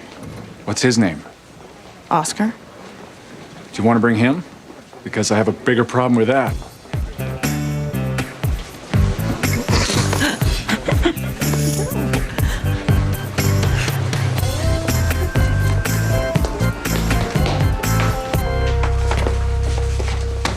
Judge Gray, may I say that you were looking particularly lovely today? Objection, obsequious toadying. Normally, I'd rule against the objection, Mr. Donahue, but today, Mr. Van Exel is obsessed with momentum. Well, Your Honor, we wouldn't want to make Mr. Van Exel angry. I apologize. I was in no way referring to recent events. Let's move along out of this bog. Yes, I am representing DCF in this petition, alleging that Glover, age 10, and Rudy, age 8, should be removed from the care of Sherrod Spruill. Your Honor has no doubt noticed that Mr. Donahue has neglected to mention Mr. Spruill's relationship to the boys. I did, and it made me wonder. You're about to hear an untruth. He is their father, Not according to the birth certificate. which is blank. And not according to the mother, Who is? Ms. Alyssa Berryman, Who is? out of state in a federal slammer. While incarcerated on several drug charges, Ms. Berriman has become convinced that her common-law husband is seeing another woman. If Lizzie think I cheated on her, it's because she knows what's in her heart. And she thinks it's in my heart. But see, I got my own heart, and it don't cheat.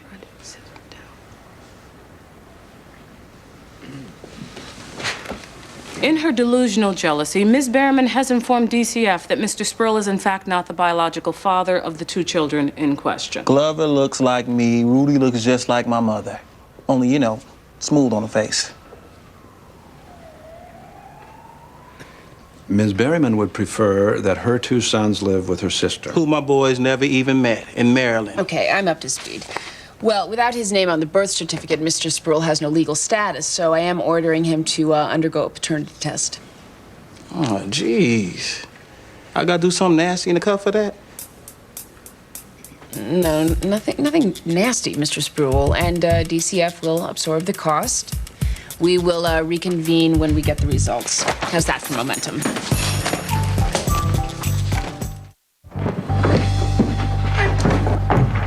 Mom? Upstairs. Are you all right?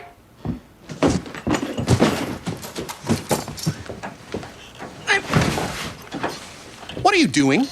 I have to move this to the basement. You said it was an emergency. All right, I really have to move this to the basement? Why? I'm redoing the entire second floor. Mother, I have a job. I know you know that because it used to be Dad's job at the insurance agency. Does that mean you can't help your mother move a mattress? I know what this is.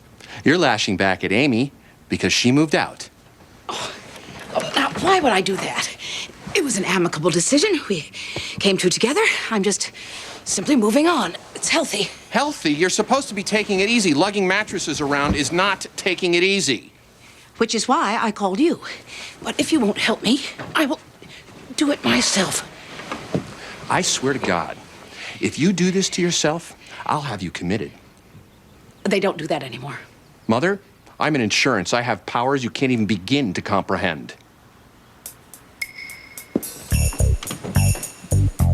Try me.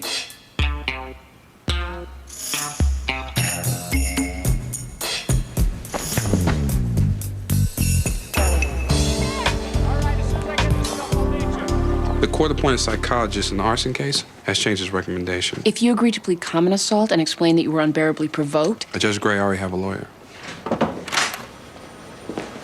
Michael. Bruce. Michael. I'll go jam a wooden shoe in the cog of justice. Give you 5 minutes. But remember... I know. Momentum. Momentum. Look at you all dressed up like a judge.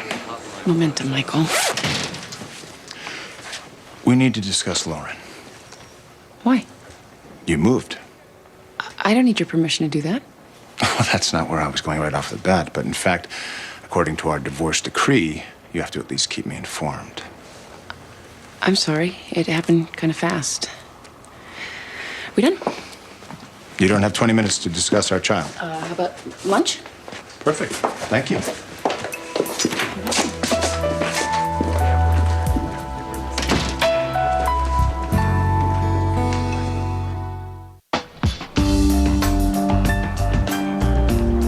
things with Judge Crumble? We're blissfully happy. I thought perhaps you weren't. Michael, I'm not moving back in with my mother to please you. Not me. Lauren. You use that sanctimonious tone with Leisha, because if you do, your second marriage is about a month away from disaster. Wow. Please, Amy, you just back down a notch or two? Lauren called me in tears. I'm her father, and I love her. I still love you in my weaker moments. So here I am, just asking a few questions. We mutually agreed that it was time for me to move out. By mutually agreed, I assume you mean Maxine and you, not Lauren. Yeah, Lauren's 9, Michael. I don't exactly consider her one of my top advisors. Of course, I don't expect her to advise you.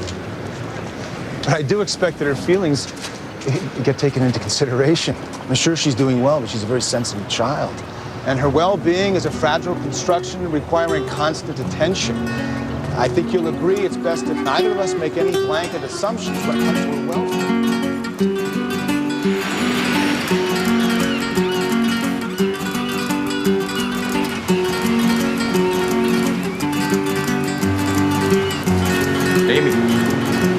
Amy. I'm listening. You were playing our old game. I wasn't. I still do it myself. You don't. Judge Gray. Sorry. You really should carry your cell phone. We've got a court order refusal. Unless we want the whole docket fried, you have to deal with it now. We done? Haven't even begun. Let me buy you dinner. No, I'm making dinner for Barry in my new apartment tonight. Fine. Well, drinks then. No, dinner with you, drinks with Barry afterwards, thank you. Fine. Judge Gray.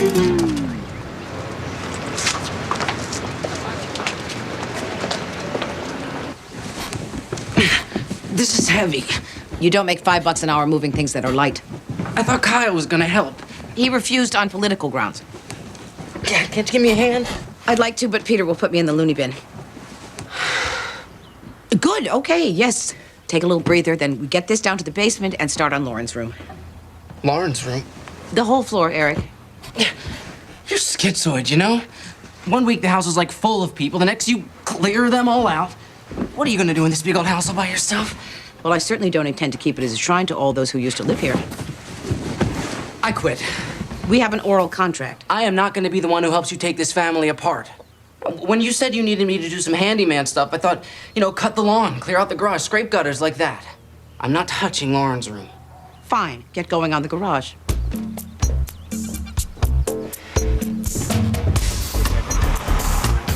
What do you mean he won't do it? Your Honor, my client declines to submit to a paternity test. Well, it's not voluntary, Miss Pitt. It's a binding court order. I told him that. Mr. Sproul, if you don't take the paternity test, you could be held in contempt. I told him that. Did you tell him that it could mean jail? Told him that. For how long? Until you do as I ask? Told him that, too. No one is questioning your thoroughness or advice, Miss Pitt.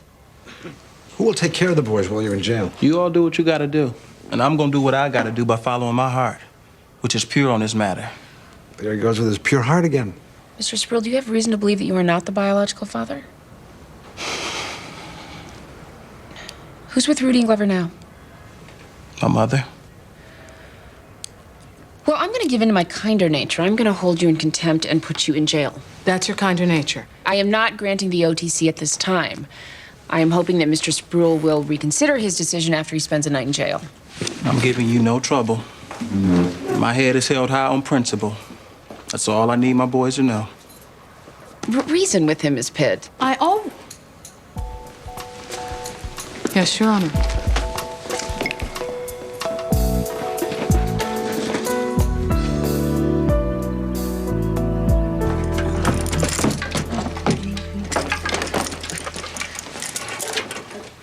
Grandma? Lauren, what are you doing here? Is your mother with you? No, I came back here by accident after school, by habit. Oh. Why are you taking my room apart? You made me those curtains. Well, what I thought was that, you would like to have these curtains in your new room.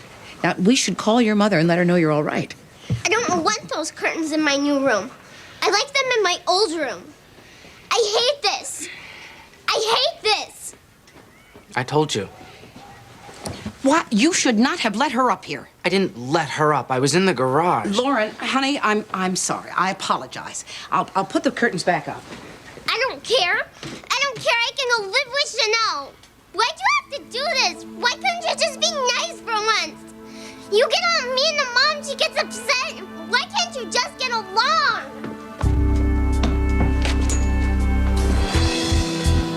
I'm running away. That's probably Amy. You go after Lauren. Yeah, I can hear that yelling all the way down the block.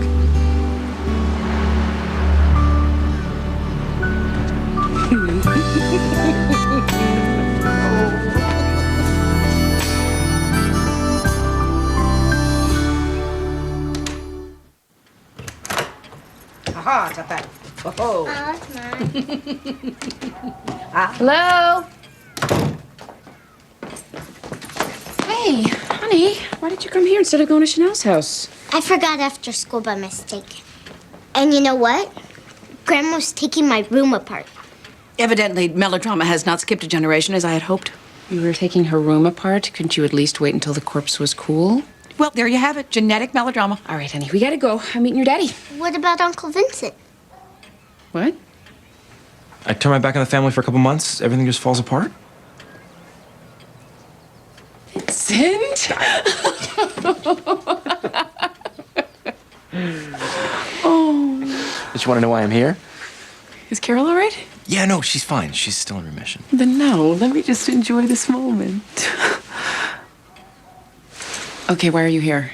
Well, I got this crazy call from Mom that you moved out. I figured my presence was needed. Oh, well, I'm glad to see you, but it was a mutual agreement. I told him there were no hard feelings. Yeah, we're fine with it. Well, that's uncharacteristic. I mean, she jumped the gun a little bit on Lauren's room, but I think that's just because she has time on her hands because of her suspension from work. Medical leave. I'm on medical leave. Perhaps Lauren could stay here tonight. Yeah, I don't see why not. She could spend some time with Vincent. I said I don't see why not. Unless you've started to turn her room into a Buddhist shrine. You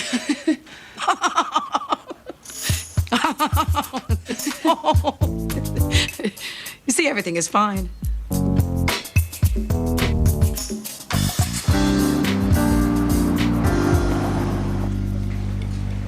So what's gonna be? Well, I'm inclined toward the Arctic char stuffed with crab. No, I mean, why are we here? Can't we enjoy a pleasant meal before we get down to the wrangling? We're going to wrangle? Unless you instantly accept what a good idea it would be for Lauren to come and live with me for a while. Yeah, like that's gonna happen. Thus the wrangling begins. Read the custody agreement, Michael. It's up to me. Then I say no. Amy, you're obviously going through some kind of a crisis. Moving away from home is not a crisis. Most people do it when they're teenagers. It's disrupting Lauren's quietude. Watercolor landscapes have quietude, not 9-year-old girls. Are we ready? Tell me about the Arctic char. Excuse me, we are wrangling here, so I'll just wave a breadstick in your direction when we're ready. Okay. Things seem to be disintegrating. Your house gets broken into, your CSO nearly killed a man, you're barely talking to your mother. You're slanting toward the negative. Lauren ran away. That gay kid had to chase her down. Where are you getting all this? From Lauren. We talk. When did that start? Well, let's try not to be sarcastic. Try not to be condescending. This isn't an ambush. I didn't expect you to simply agree and let me take Lauren home with me. I wanted you to be aware of my thought processes. I want you to think about it. Okay, all right. Here's the situation, Mikey. This is a transitional time for me and Lauren, and you hovering above us like a vulture is not helping things. Now, I know you see yourself as swooping in and making everything right, like this was some corporate takeover, but if you want to be a good father, you should give us time to adjust and not add to the commotion. Would you please not use your judge voice on me? Oh, that is not my judge voice. That is my mommy voice.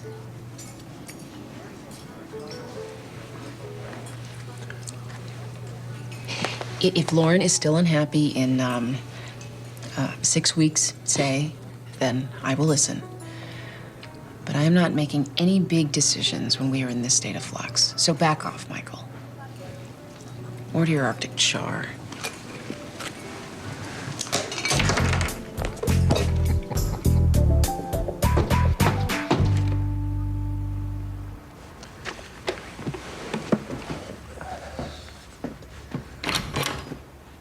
Nobody expects the Spanish Inquisition.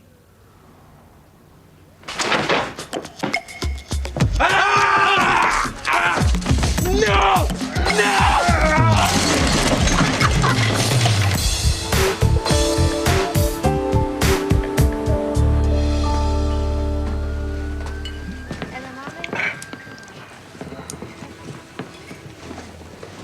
You were fat? And Elton John chubby, or one of those guys that had to cut down the wall of a double wide to get you out? Pleasantly rotund. I was pear-shaped. Also balding. And this chin is an implant, as are my calves and my pectorals. That's really... Perverse? I didn't say that. I did it to feel better about myself. Well, you know, here's the thing, Chuck. You go to all this trouble to be handsome, which you are, by the way. Lipo, implants, Botox, hair plugs. Then you fess it all up on the first date. That's what I find... Perverse? That would not be an inaccurate term. I know it's early,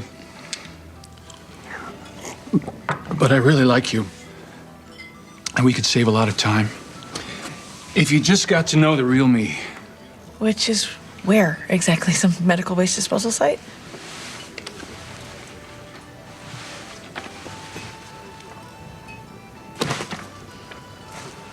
Is this you?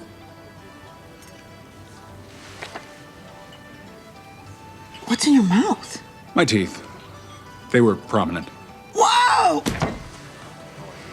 See, what I need to know is whether in the dark you're gonna see that man or the man standing in front of you this evening.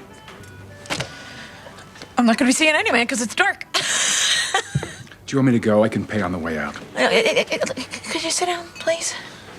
I'm getting a crick in my neck. Look, you just gotta relax a smidge, Chuck. You just gotta settle down. You know, let your mold set, like Jell-O. This seeing each other in the dark thing, that ain't gonna be happening anytime real soon. No matter how well things go. I'm a mother. There are proprieties. I'm a patient man. No kidding. All the plastic in you got a longer shelf life than Kraft cheese slices. You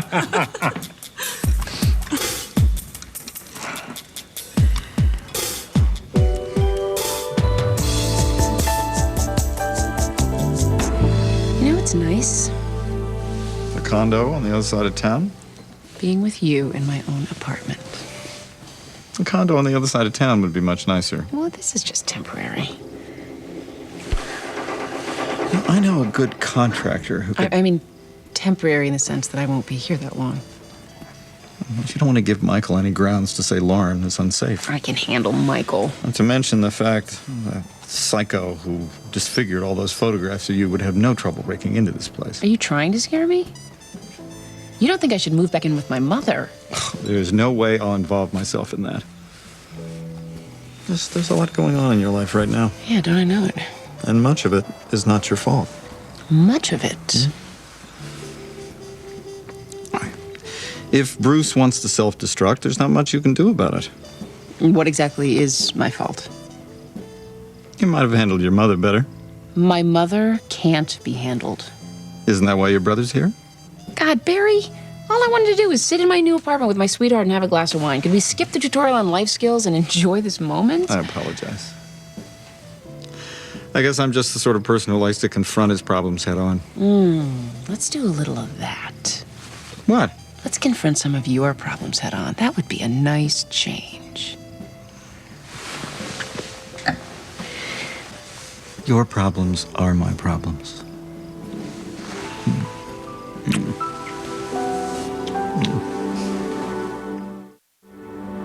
It's a little weird. I move away, you come in and occupy my space. I know. Man likes to feel like he's irreplaceable, and bang, he's replaced. I know. My old room, my old roommate, my seat at Thursday night dinners, my place in the family. I know. You haven't replaced me. I know. I mean, here I definitely have. Donna doesn't miss you all that much, but the family, man, they take every opportunity they get to remind me that I am not you. That's because I'm the glue that holds this family together. From San Francisco? Well, obviously not. Mom and Amy are at each other's throats. Not have happened if I were here. I play them like violins, but I pass that mantle on to you. That would be the violin mantle? Yes, it would. I decline the honor. All I'm asking is if I should fail to get Amy to move back in with Mom before I leave, then you have a try. What do I care where Amy lives? We're hardly ever in the same room at the same time. Without me to gnaw over, Mom and Amy turn on each other like jackals. Well, I am not a pork chop. You at least think about it? Maybe. Wait. No. I hereby pass the violin pork chop mantle onto you. It's non-returnable. I am not a character in one of your novels you can just push around.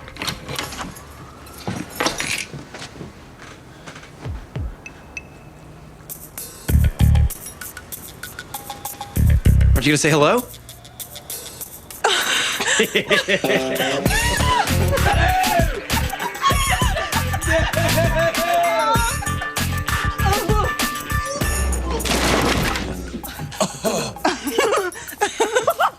And everybody loves you.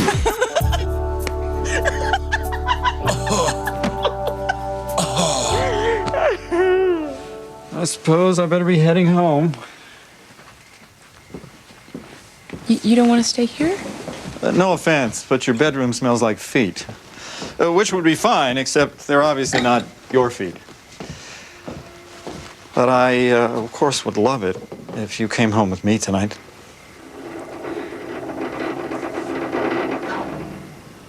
Did you ever dream of Spain? I've been to Spain. It's dusty. Well, what if I told you that there is a flight at midnight that the two of us could be on? Midnight tonight? What about Lauren? Taken care of. It's not a factor. Really? Mm-hmm. Yeah, you and me in the land of bullfights and Don Quixote and flamenco and sangria. Did you know sangria means blood? Well, what about our jobs? Forget about that. Imagine us walking on the road to Torremolinos wearing sandals and eating olives. I'm allergic to olives. Well, olives are just a symbol of joie de vivre. Aren't you just dying to get to some more joie in your vivre? Isn't it just great to think about inside your brain? Spain. Olives. Nice. You can answer that?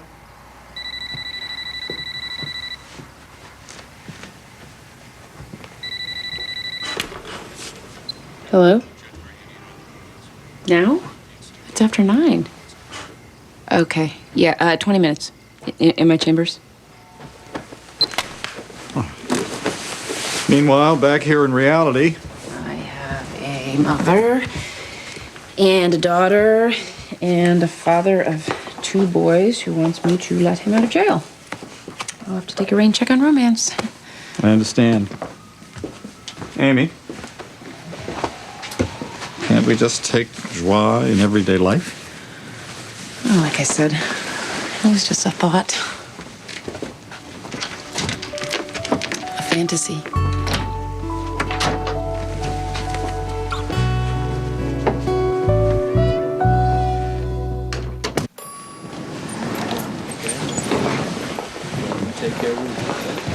His lawyer brought the kids by for a chance to see their dad. Judge Gray isn't going to be affected by such a blatant bid for sympathy. They really do seem close, though. You can remove the handcuffs now. Judge Gray, these are my boys, Glover and Rudy. Shake hands. Hello, Rudy. I'm Glover. Say pleased to meet you. Pleased to meet you. Okay, boys, now sit down. Donna, could you please stay with them?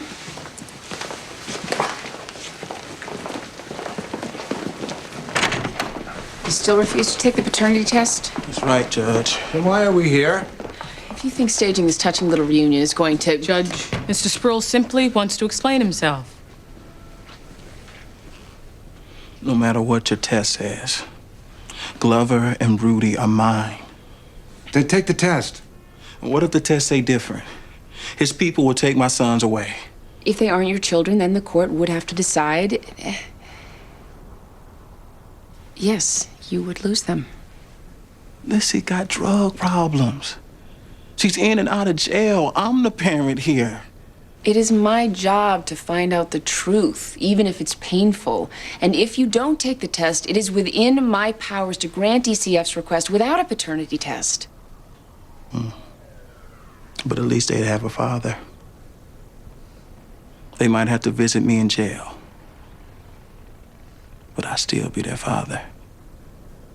To your way, they got nobody. That's my reasoning. You say you have the power to take them away, test or no test. Couldn't you use that same power to keep us together?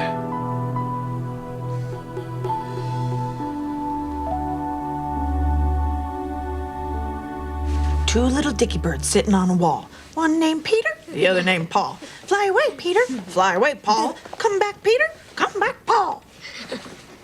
Hey.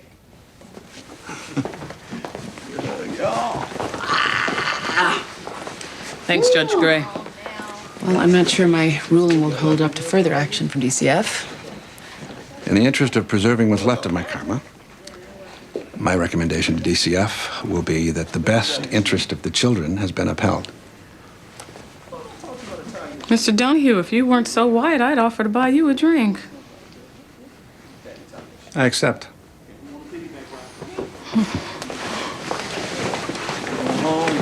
That one's my ice cream? Takes a brave judge to see that the truth isn't always what matters. Bruce, that good man took the opportunity to explain his actions. He gave me what I needed to make the right decision. I don't understand why you won't do the same thing in your situation.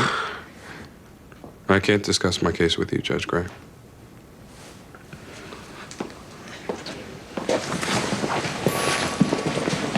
Can I ask you something as a judge?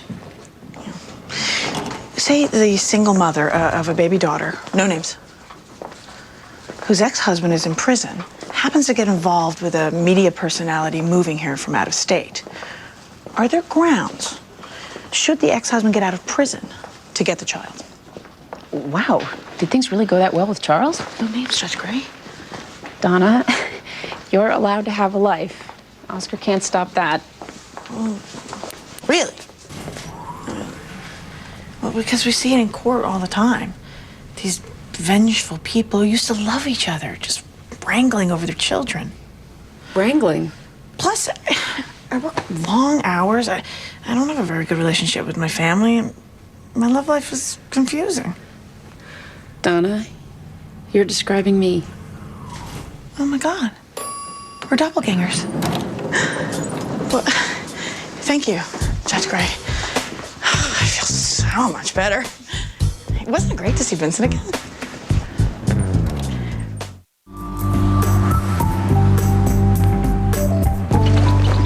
I wish you could stay longer. I'll be back. Maybe Christmas. I miss you. I miss you too.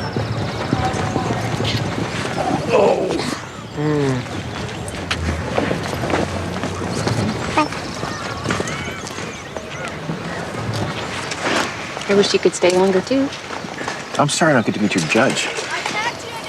Oh, No. He's great. He's terrific. You'd love him. Oh, I don't know. He couldn't imagine running away to Spain with me. Is that bad? it's pretty bad, yeah. Why? It's just a game. Yeah, it's just a game. It's not at all important. So I guess you just dropped in to set everything right, huh? Be touched by an angel who will mend his family before jetting back to his home in San Francisco heaven. lured me here to get you to move back in with her. She actually admitted that to you? Yep. And world peace spontaneously broke out around the globe. Vincent, she collapsed. She has 1,000 stress-related illnesses, and you know what she said to me? That you cause her more stress than anything else in her life. Yeah. So I love her, so I remove myself as a source of stress. What a wonderful daughter you are. That's right. It's a steaming pile. She also said that I was afraid to live alone, and I am not. Did it occur to you that maybe she's the one who's afraid to live alone? Get a clue. She started remodeling. She might as well send up a flare begging you not to go. So what you're saying is that Mom has moved to the backwards world? That everything she says and does is the opposite? Be big. Ask her to let you come home. No. Amy? No, I won't. If she wants us back, she can say so, not in backwards talk. What do you care what language she speaks? I'm sorry. Your mission here is a failure.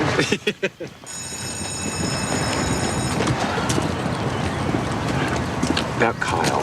Oh, for God's sake. Just give him a chance. Call it a personal favor.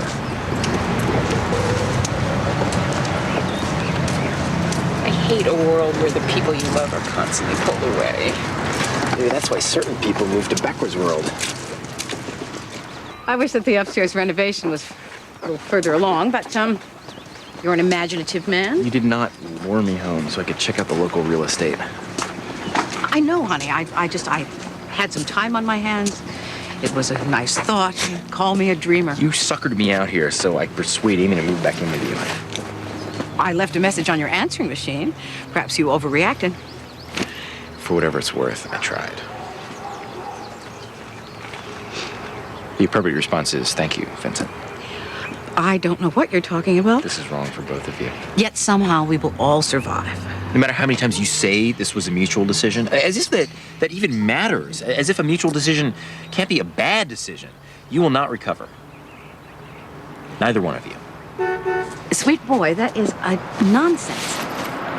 You have this notion that while you go off into the world, we'll all just stay here frozen the way we were. Mom, unless you ask her back right now, Amy will find a house of her own, and it'll be too late. Everything changes, Vincent. Mostly for the good, I believe.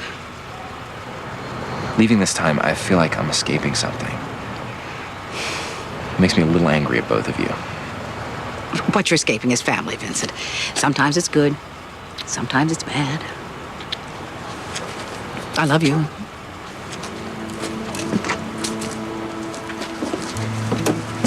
Ask her. I love you too.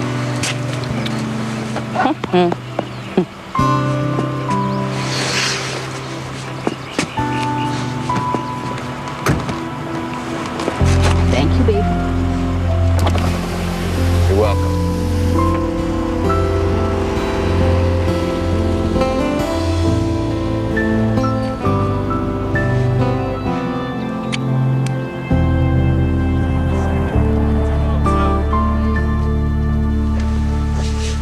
You're dumping me because I wouldn't fly away to Spain with you? I'm not dumping you. I'm bringing up a point of contention. You weren't even tempted. You wouldn't even think about it. So, you want someone who will either go to Spain with you or fantasize about it? I'm a little confused as to the particulars here. You make it sound silly. Judge Gray, you have to sign this subpoena. I'm already gone. You stand a very good chance of losing Bruce. Your mother. Now me. Why are you cutting so many tethers in your life all at the same time? Because I feel tethered. Oh. There's a whole part of me that is not a judge or a mother or even your girlfriend. Yes, and apparently that part wants to pretend to fly to Spain. Forget Spain. Ask me again. Let's pretend to fly to Antarctica. What about Tasmania? It's not just pretending, Barry. It's no good if you just pretend. It has to be an actual possibility.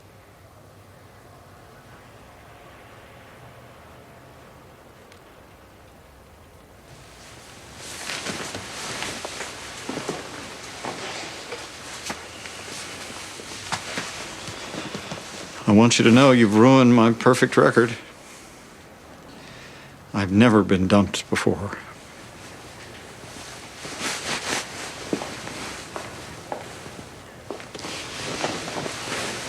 I said I wasn't dumping you. Yes, and obviously you've started saying the opposite of what you mean.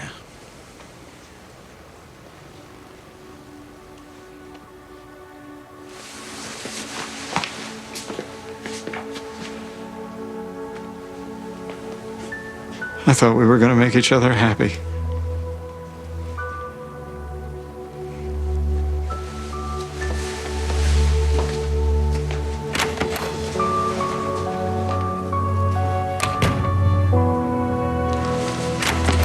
Judge Gray, if you could sign. I'm okay. Just give me a minute. I could clear the docket. Oh, no. I'll be out in a minute. Would you like me to chase him down and punch him out? I've done it before. Thank you, no. You go on. I'll be all right. I'll be out in a minute. Give me the subpoena.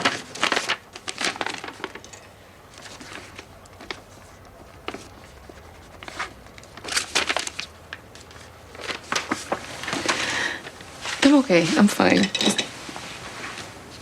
Just give me a minute.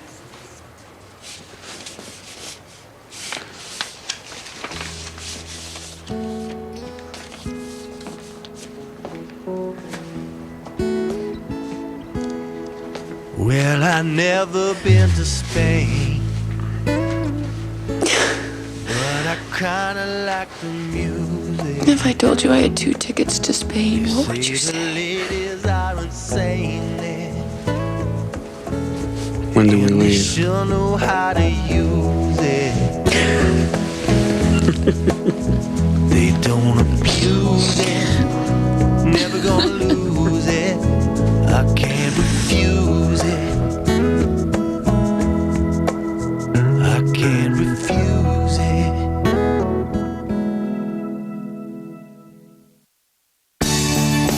Coming up next on TNT's Prime Time in the Daytime. Will a 20-year-old murder case finally be solved? Find out on Law and Order. Next on... It's not that I loved him, but I felt like I could love him. And I haven't felt that way since Michael. Who, by the way, is calling me all the time just to talk. What is that about? Even if there's trouble in paradise, why me? Why not move on to the next leggy blonde? I told you not to push it. I mean, the thing with Barry is it never felt quite right. It always felt awkward and formal. I didn't flush it, I jiggled it. I told you not to jiggle it. So what am I saying? That I can't be with a man unless it's simple? That I'm not willing to work at all? You have to clean it up because I told you not to jiggle it. You said don't flush it. You didn't say anything about jiggling it. Hey, Jillian, I gotta go. I'm sorry about leaving you such a long message. You don't have to call back. You are just like your mother. Don't bring her into this. She's always in it. Excuse me. If you don't mind, I have a child sleeping over here. Who the hell is that? Your neighbor with a child! What is she talking about? Do I know? Mom,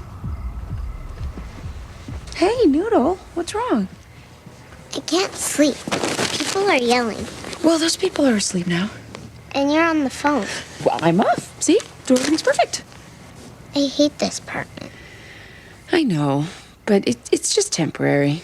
I want us to move back with Grandma.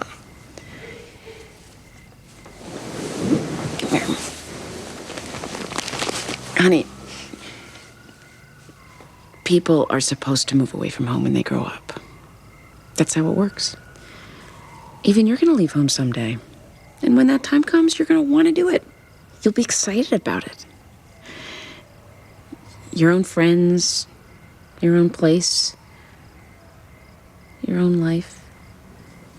Will my apartment be better than this one? You bet. Now go to sleep. Love your guts. Yeah.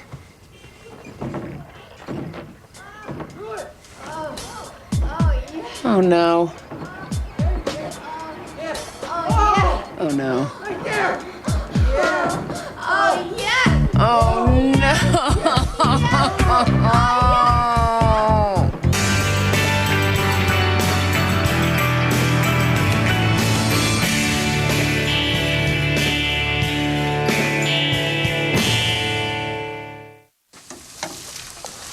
Family breakfast. It's a much better idea than family dinner. Nobody's tired or grumpy. Everyone's just up and optimistic. I would like to make this a regular event. If we don't show up, are we out of the will? You were never in it, dear. Corned beef hash and eggs, your favorite. I haven't had this in ages. That's because Amy hated it. Couldn't stand the smell of it. Kyle? Bring it on. God bless angioplasty and Lipitor. Maxine, should you be eating this? Oh, I'm not eating this. I am eating a fat-free, wheatless waffle, also known as dense air. And I haven't had a cigarette in 6 hours. Wow. And I'm not even cranky. Well, that's because it takes 24 hours for the nicotine to actually leave your system entirely. You're still running on fumes. Please shut up, Kyle. Shutting up. That's great, Mom. Just know that everyone is very supportive. Support is good. Just no gloating. Amy was a gloater. So, that's still going on? What? The breakup. Well, it's not a breakup. We're moving on. There's no rancor. We're fine. She left me a long message last night. Very long. Yes, well, the absence of the other party never stopped Amy from talking. See, that sounds like rancor. But it isn't. Mom, if you and Amy aren't going to make up, you ought to think about taking in a boarder. You can't afford to live here alone. Peter, I don't want to discuss that. It's bad for my health. But you have to be realistic. Not at this precise moment, I don't. I'm on sabbatical, and I just want to enjoy that. How's the sabbatical going? It's wonderful.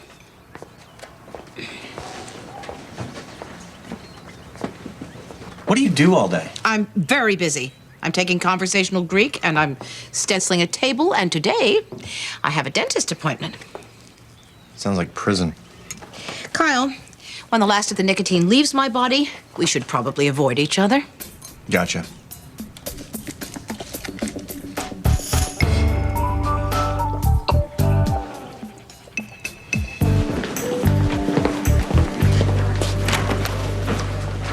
Absolutely love it.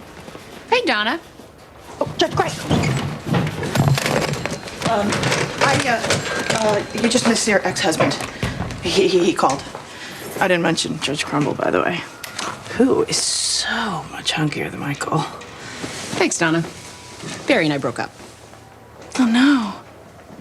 I hate him. Oh, no, I broke up with him. It's amicable. It's fine. What did Michael want? Oh, he didn't say. Are you all right, Judge Gray? I'm fine. Because you really like Judge Crumble.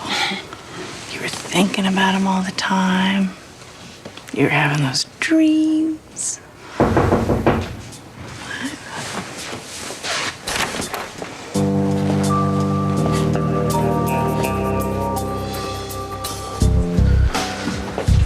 You. Good morning, Judge Gray. Ms. Kozlowski Pant. It's just Kozlowski. I dropped the pant. There's a charming image. What do you want? I've been assigned to Judge Gray as her temporary CSO while Mr. Van Exel is on trial for felony assault. I thought you were a court reporter, Ian. I've been promoted. Well, Donna can handle the workload. I've been assigned by the administrative judge. Take your complaints upstairs. Meanwhile, I'm going to do my job. I will see you both in court, which should begin in 4.5 minutes. It's 2 days at the most. He tried to run me over in the parking lot. I'm sure it was an accident. I hate him. I want him to choke on his own vomit and die. That's a good sport. I can't believe you're here. Usually takes you 3 written reminders and 4 phone calls. I'm on a health kick. No, really? Yeah. Quit smoking. I'm walking 2 miles a day. I'm eating petrified food. I'm on a sabbatical from work. And I'm learning Greek. Okay. Who are you and what have you done with Maxine Gray? Believe me, it's a bore, but my children want me alive. Well, open up. Let's see if you're still grinding your teeth. I mean, I was thinking about you the other day. I almost called you. Why? Well, a girl came in, about 17, not a regular patient. She had knocked a tooth out, a molar. I had to send her to an oral surgeon because she'd cracked her jaw. They said it was a bicycling accident. Her brother brought her in. Her mother came to the follow-up. Something about it just seemed off. Close. What wasn't right about the girl? Well, I used to volunteer at a women's shelter, and I've seen broken jaws before. You don't get them falling off a bike. I decided I should say something to be safe. Do you have her file? Yeah, I called it. I saw your name on the patient list. I figured I'd show it to you. But you're taking a sabbatical. Well, couldn't hurt me to look at it. What are you doing with that? You cracked a crown in the back. Open up. God, I hate health.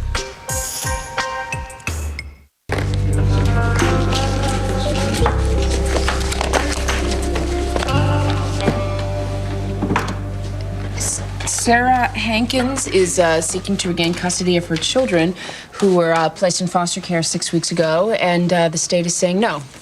Want to fill in the details, Mr. Dobbs? Certainly, Your Honor. The children, Derek, 4, and Elijah, 2, were removed from their mother's home when it was discovered that in lieu of your more traditional child care, she was locking them in the trunk of her car while she went to work. Were charges filed against Miss Hankins? Yes, Your Honor. Criminal neglect. She's been acquitted of those charges. This petition should be The dismissed. state is strongly opposed to returning these children to their mother's care, Your Honor. We don't believe Miss Hankins should be in charge of anyone's health or safety. Your Honor, my client does have her own story to tell. Prior to this event, she was an exemplary parent. Well, prior to April 14th, John Wilkes Booth was a model citizen. You're angry, Mr. Dobbs. I'm picking up on that. The state will strongly resist any efforts to return these children to their mother's care, Do you want to sing it or say it in a different language? as long as we're clear. We're lucid, Mr. Dobbs. But I still want to hear from the mother, so let's reconvene this afternoon at...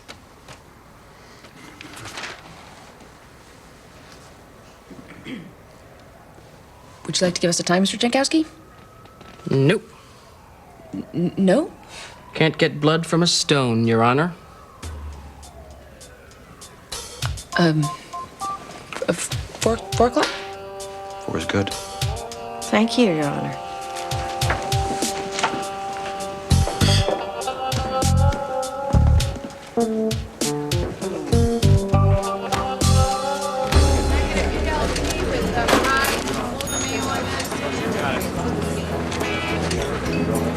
Well, you're going to love this meatloaf. You've been talking Tell about me, it. please, that meatloaf is on the menu today? He's been talking about the meatloaf.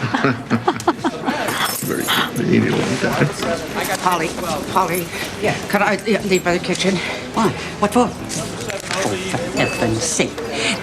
Maxine, you're gonna have to face him someday. Well, not today. Maxine? Hello. I thought that was you. You look wonderful.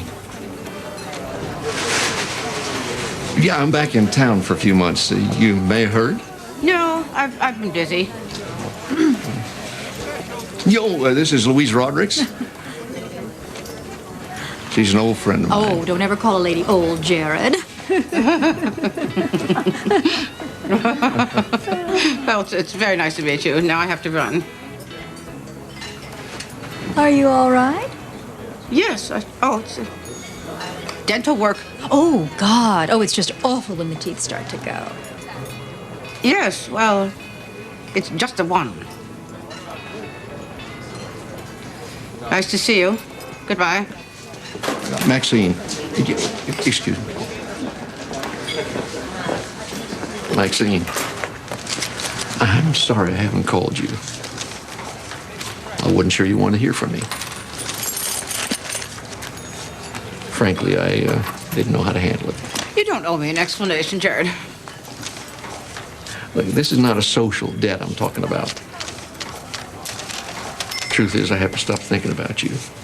Yes, I see that. Oh, Maxine, Enjoy your lunch.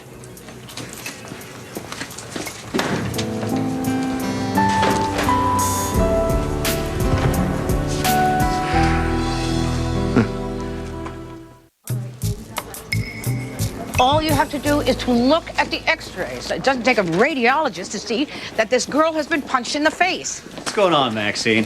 You're banned from DCS, and now you're looking up child abuse on your own? It fell into my lap, Sean. I was at the dentist. I've been going to her for a long time. She knows me. She's a mandated reporter, and this is not the first time she's brought me something.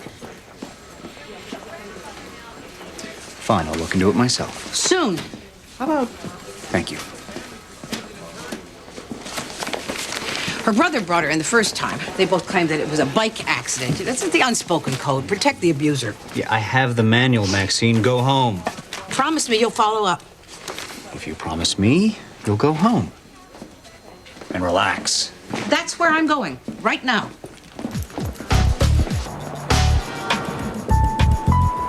I'm setting bail at $1,000. Next case. Docket number 4977, State of Connecticut versus Bruce Van Exel.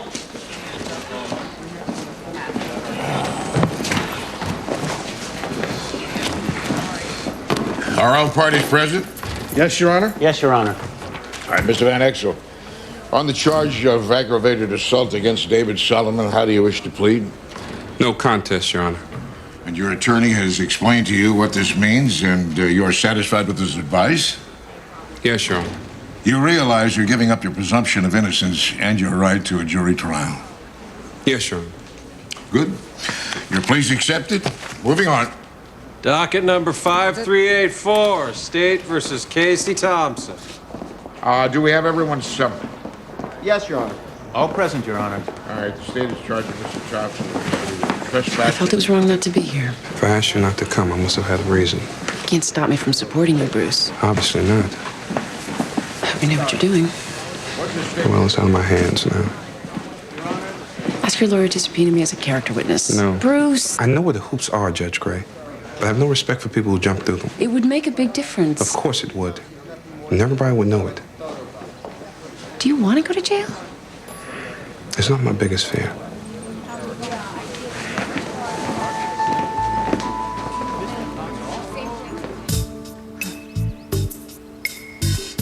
Oh, nice. Southern exposure.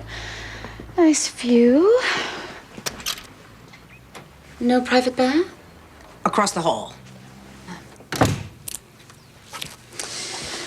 What about a private entrance? They can crawl through a window. Use of laundry facilities. I don't want anyone in my basement. What about the kitchen? I definitely don't want anyone in my kitchen. You're not making this easy, Mrs. Gray. Why should I? Your ad says leave the hard stuff to you. In your commercial, I'm on a cruise while you're closing the deal. I apologize. I've just quit smoking and all the nicotine has left my body. Oh, you were smoking. A woman your age. Do you have any more questions for me, Nancy? Yeah, just one. Have you ever thought about selling the house? Because it's a seller's market right now, and this is a great listing. It would make for a tidy little retirement nest egg. But I'm not retired. But you probably will soon, and let's face it, a woman your age doesn't need all this space. I don't want to sell. I want to rent. Thank you. Apartment life can be extremely liberating. Someone to take care of all your maintenance needs, or there are some fantastic retirement villas on the market. Beautiful senior compounds. I want to rent the room, because Nancy. I could sell this house drop of a hat. And a woman your age needs to... Nancy, if you refer to my age one more time, I'm going to push you down the stairs.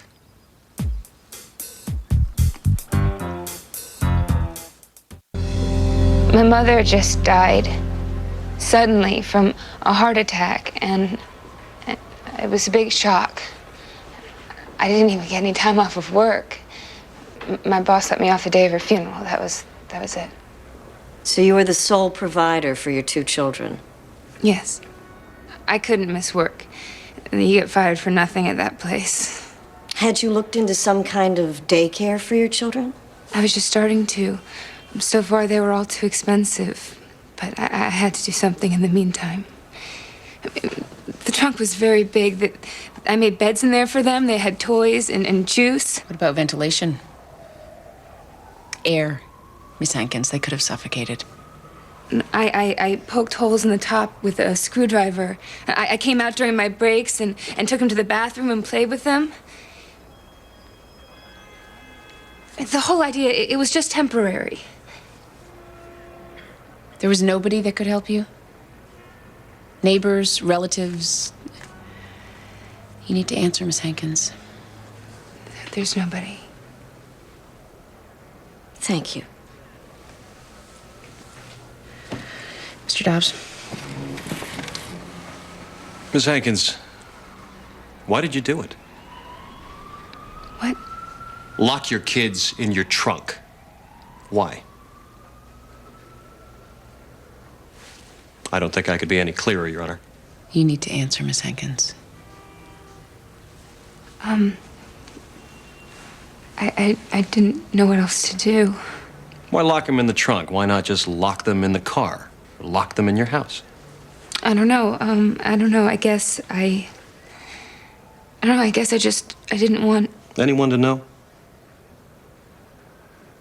Yes. Because you knew that what you were doing was wrong.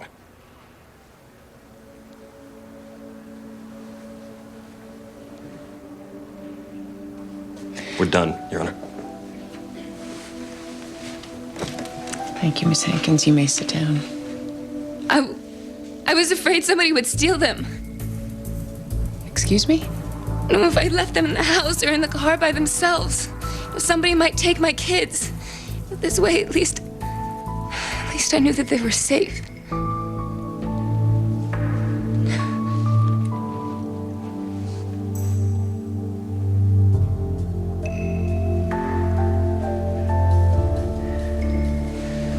Thank you. You may sit down.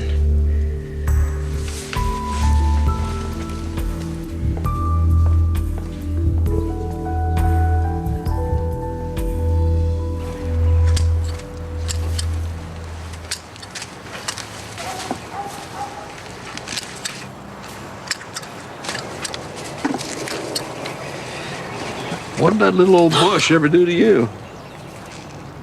Jared, what are you doing? It's a quaint old custom known as dropping by. Also known as sneaking up? Please, Maxine, I haven't thawed out from our last encounter. Jared, we don't have anything new to say to each other, and I don't want to discuss the past. Will you talk to me for 5 minutes?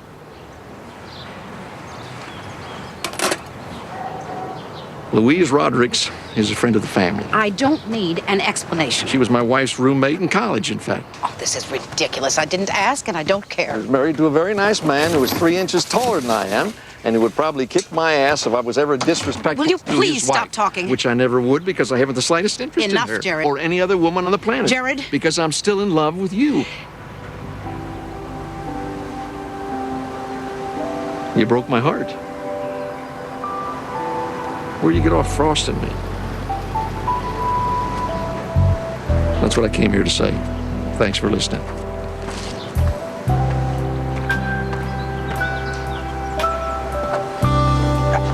He's smug and officious and gossipy and mean. You know, he still has irritable bowel syndrome.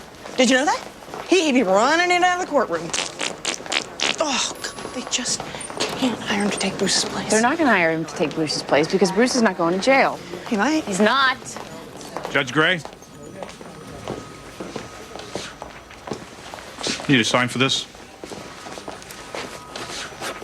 Thank you. You see where he sits there, that smirk on his face? Like Marie Antoinette and drag. God, he's evil. I mean, he's a vampire. Someone should drive a stake through his heart.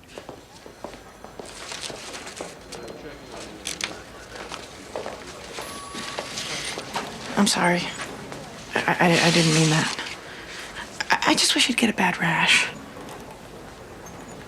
Judge Gray? What is that?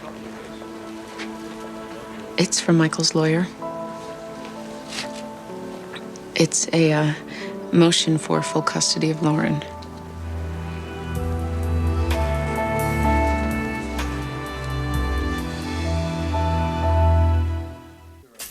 How's your shot, Connor? Not bad. I see you saw a medical appointment. Yes, the doctor said.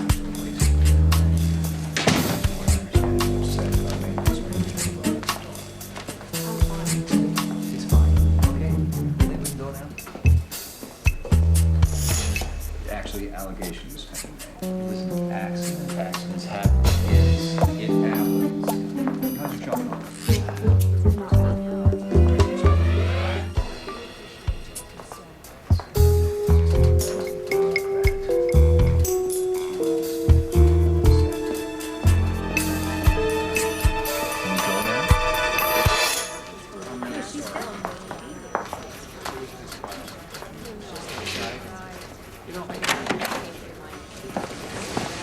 Maxine? I was just picking up some files so that I can work at home, in between relaxing. You're not supposed to be here for at least another week. I'm not here. I'm passing through. Oh, is that the case I referred to? Yes? Oh, how's it going? Fine.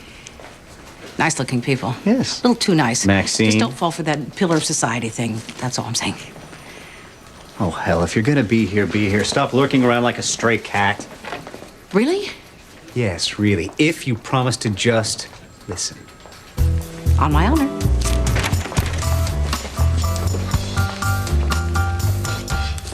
Miss Hankins locked her children in the trunk of her car for days at a time while she went to work. She claimed she was desperate and had nowhere else to turn. I find that a little hard to believe, but then I've never been in her situation. 23 years old, 2 young children, no family support. In these exasperating times when parents are getting younger and younger and less accountable, it is difficult for a person in my position to remain flexible, understanding, to view each case individually. Like a lot of people, I am reaching the point of compassion fatigue. The truth is, we have to do better than this. We simply have to. Miss Hankins locked her children in the trunk of her car because she was afraid that someone would take them. That doesn't sound like a callous mother to me.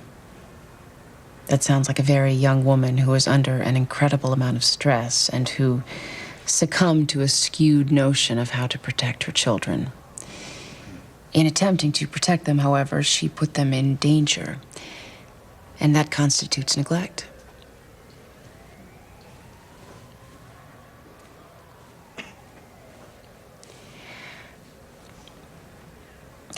I will place the children back in your care under protective supervision, provided that you attend weekly parenting classes.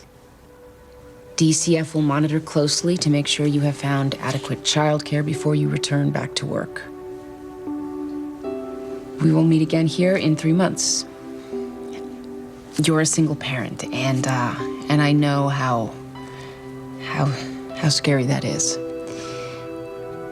But you need to learn how to do this. You need to get this right. Miss Hankins, make me look good.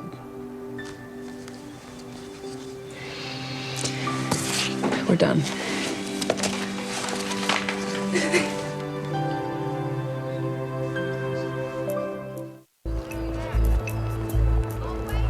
So my daughter chips her tooth in gymnastics class, and then suddenly my family is being interrogated by social workers.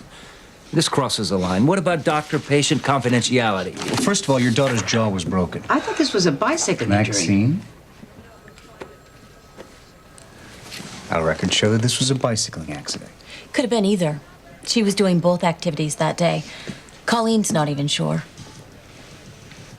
Don't you know how you hurt your jaw, Colleen? It was the bike thing. Somewhere to be, Mr. Wharton? Yes, my office. That's where I go when I have to pay for extensive oral surgery. Is that where you were on the day when Colleen broke her jaw? Maxine? Yes, as a matter of fact. Is that why her brother had to bring her in? Maxine! Sean, for heaven's sake, as if I'm going to sit here and not talk. Her brother? Mrs. Gray, my husband knows very little about the incident. I handle matters at home. It's always been that way. With the help of your son. Well, what the hell is this about? I don't have a son. Colleen is an only child. Yes, I know. I checked with her school. However, she does have a boyfriend, a Terry Clemens. He's a football player, they tell me.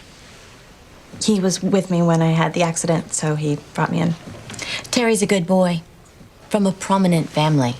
That may be, but I think that he punched Colleen in the face and broke her jaw. That's ridiculous. He was benched from the football team on 3 occasions for fighting. It's a rough sport. He wouldn't hit a girl. These are very good people. Which is why she should put up with abuse. Because she is being abused, aren't you, Colleen?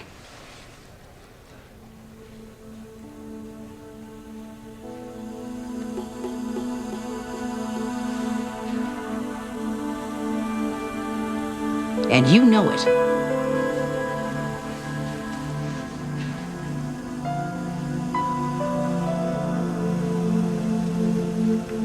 He didn't mean to. Is this true, Denise? Stan, they are blowing this out of proportion. That creep hit my little girl, and you were gonna keep that from me? He didn't mean it, Daddy. For God's sake, Denise. Mr. Wharton, calm down. Break his neck.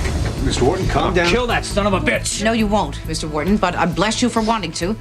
I would like to file charges on the boyfriend and get Mrs. Wharton into a parenting class so I don't have to remove her daughter from her care. You should be ashamed.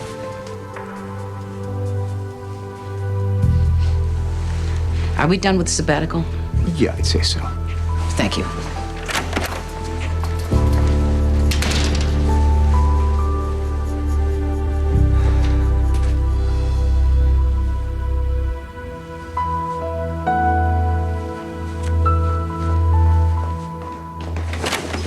Judge Gray? Oh my God. Judge Gray? What did he do? Who? I don't know. Who? Michael. I could lose my daughter. Oh. That is so not gonna happen. Well, my lawyer says he has a good case. I messed everything up by moving out of my mother's house. Well, then move back in. She hasn't even called me. Besides, I can't use her like that. Oh, what is wrong with me? Wrong?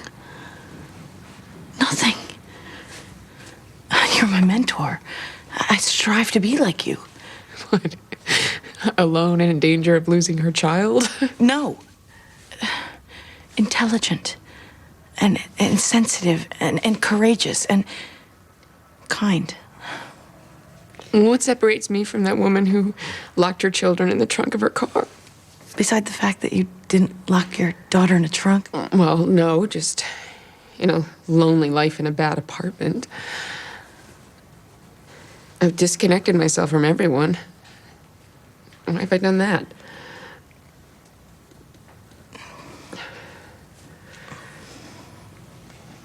I'm here.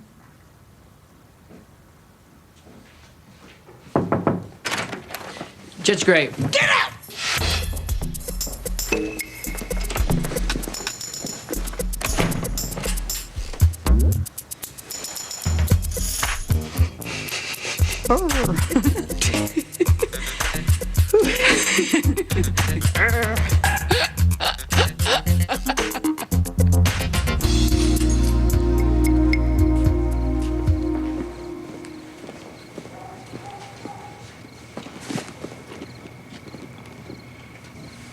Evening. Jared? You're home early. I was geared up to wait an hour or two. Why? If you'd like to eviscerate me further, you could simply call. I wanted to apologize. In fact, I wanted to grovel. Well, come inside then. No sense in ruining your nice clothes.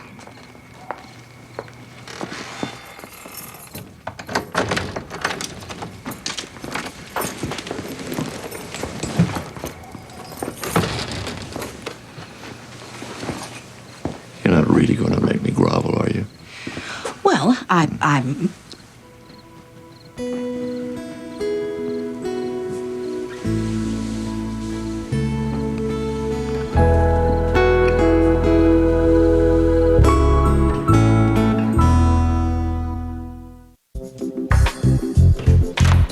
She's very attached to the house, so that's why she's being so stubborn about it. She's usually quite pleasant and professional when she isn't threatening to throw someone down the stairs. Oh. She's never actually done that. Sometimes when people get older, their minds go. Oh, no. She's always been that way. Mother? Doesn't make for an ideal landlord, someone who's cranky and mean and forgetful. She's not forgetful. Then where is she? I've been standing out there knocking for 20 minutes. Oh, I'm sure she's here. Mother! Eyes, a mountain dew. Come rain or come shine, I guess when you met me. What's going on? We had an appointment with Nancy. We did? Peter left a message on your machine? Oh, You didn't check your machine? I was busy. All night you were busy? As a matter of fact, I've brought over some contracts for you to sign, Mrs. Gray. now is not a good time. Mother, we can't keep putting this off. Oh, my. What?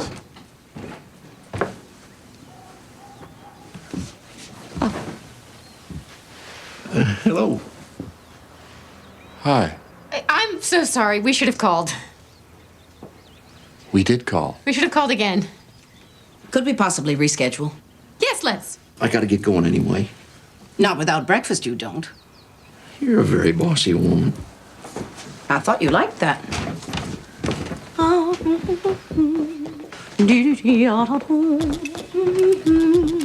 Did we know about the gentleman caller?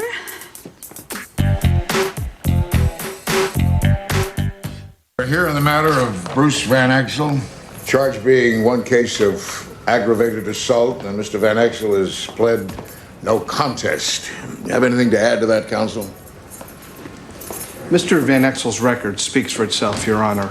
It was a first offense, and the action was quite out of character for my client.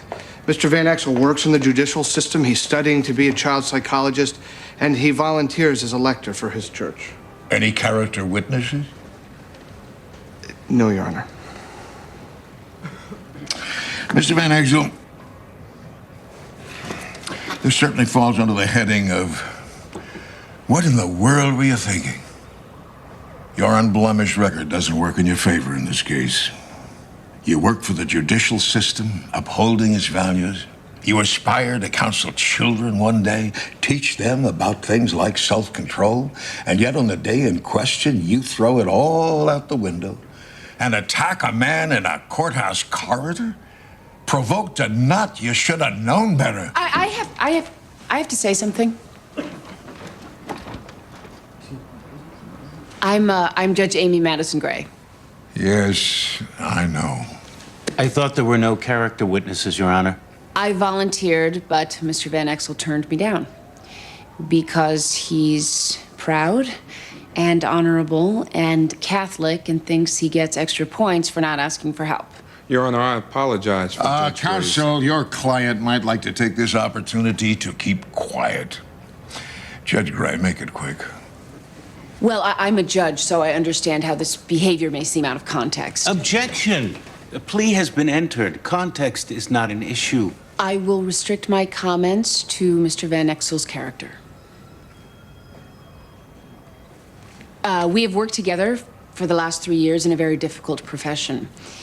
He has done his job without complaining and without losing heart, which is more than I can say for myself. This man is the personification of dignity and patience and understanding. Your Honor, I would ask you to believe that his actions were an aberration, created under extreme duress, a situation in which someone had accused him unjustly. Your Honor. And I would ask you to see that his reticence in this case is indicative of someone who holds himself to such a high standard that he cannot excuse himself for falling below the mark. This man is not a danger to society, Your Honor.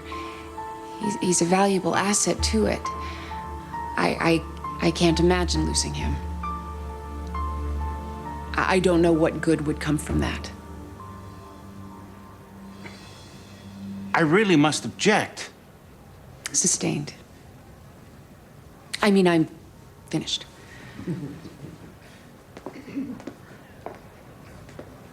Thank you, Judge Gray. Any more surprise witnesses, Mr. Van Exel?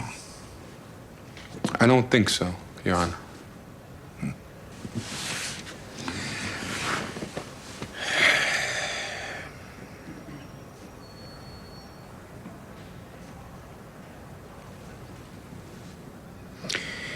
I'm giving you 18 months.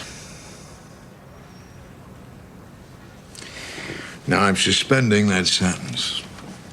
And I'm ordering you into anger management classes for the duration of that time. as well as 100 hours of community service. Now, you have any problems with that, Mr. Van Exel? No, Your Honor. I should hope not. We're done here.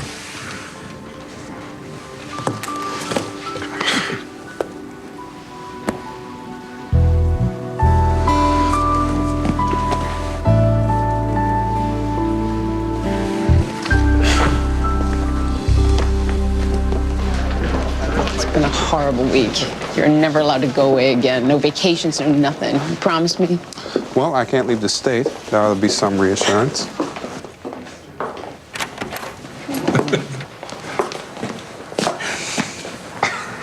Surprise. Donna.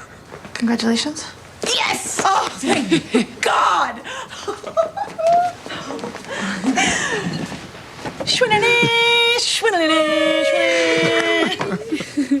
What does that one say? Let's just forget about that one. Oh, thank God you're back. Hey, I got the real French stuff. None for me, thanks. Gonna live like Donny Osmond from now on.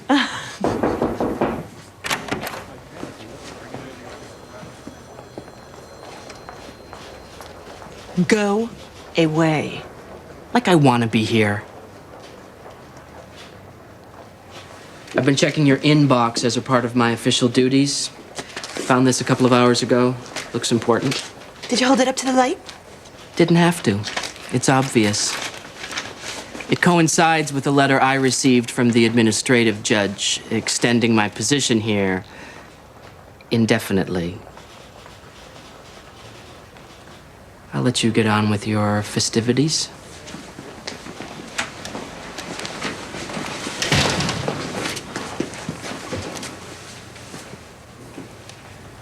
Bruce.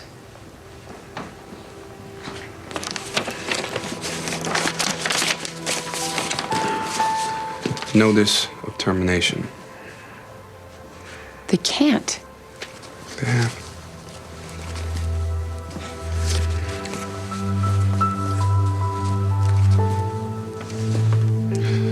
Guess we should have that other cake.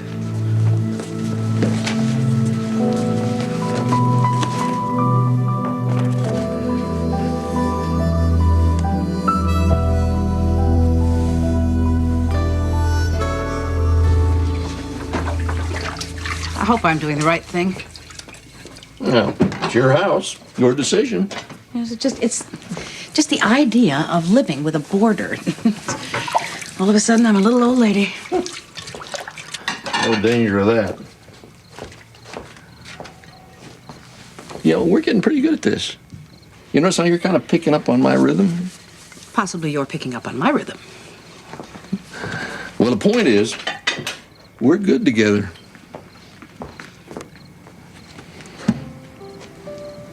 I've been carrying that around for a year. Jared. Bought it for you.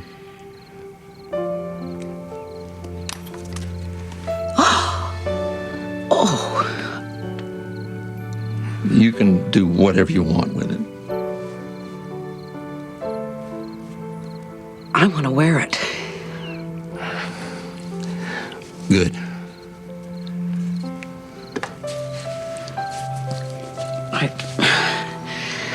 I want to wear it around Louise Roderick's. I think that can be arranged. But if I do wear it, what am I saying yes to? The belief that if you take the leap, you'll be taught how to fly.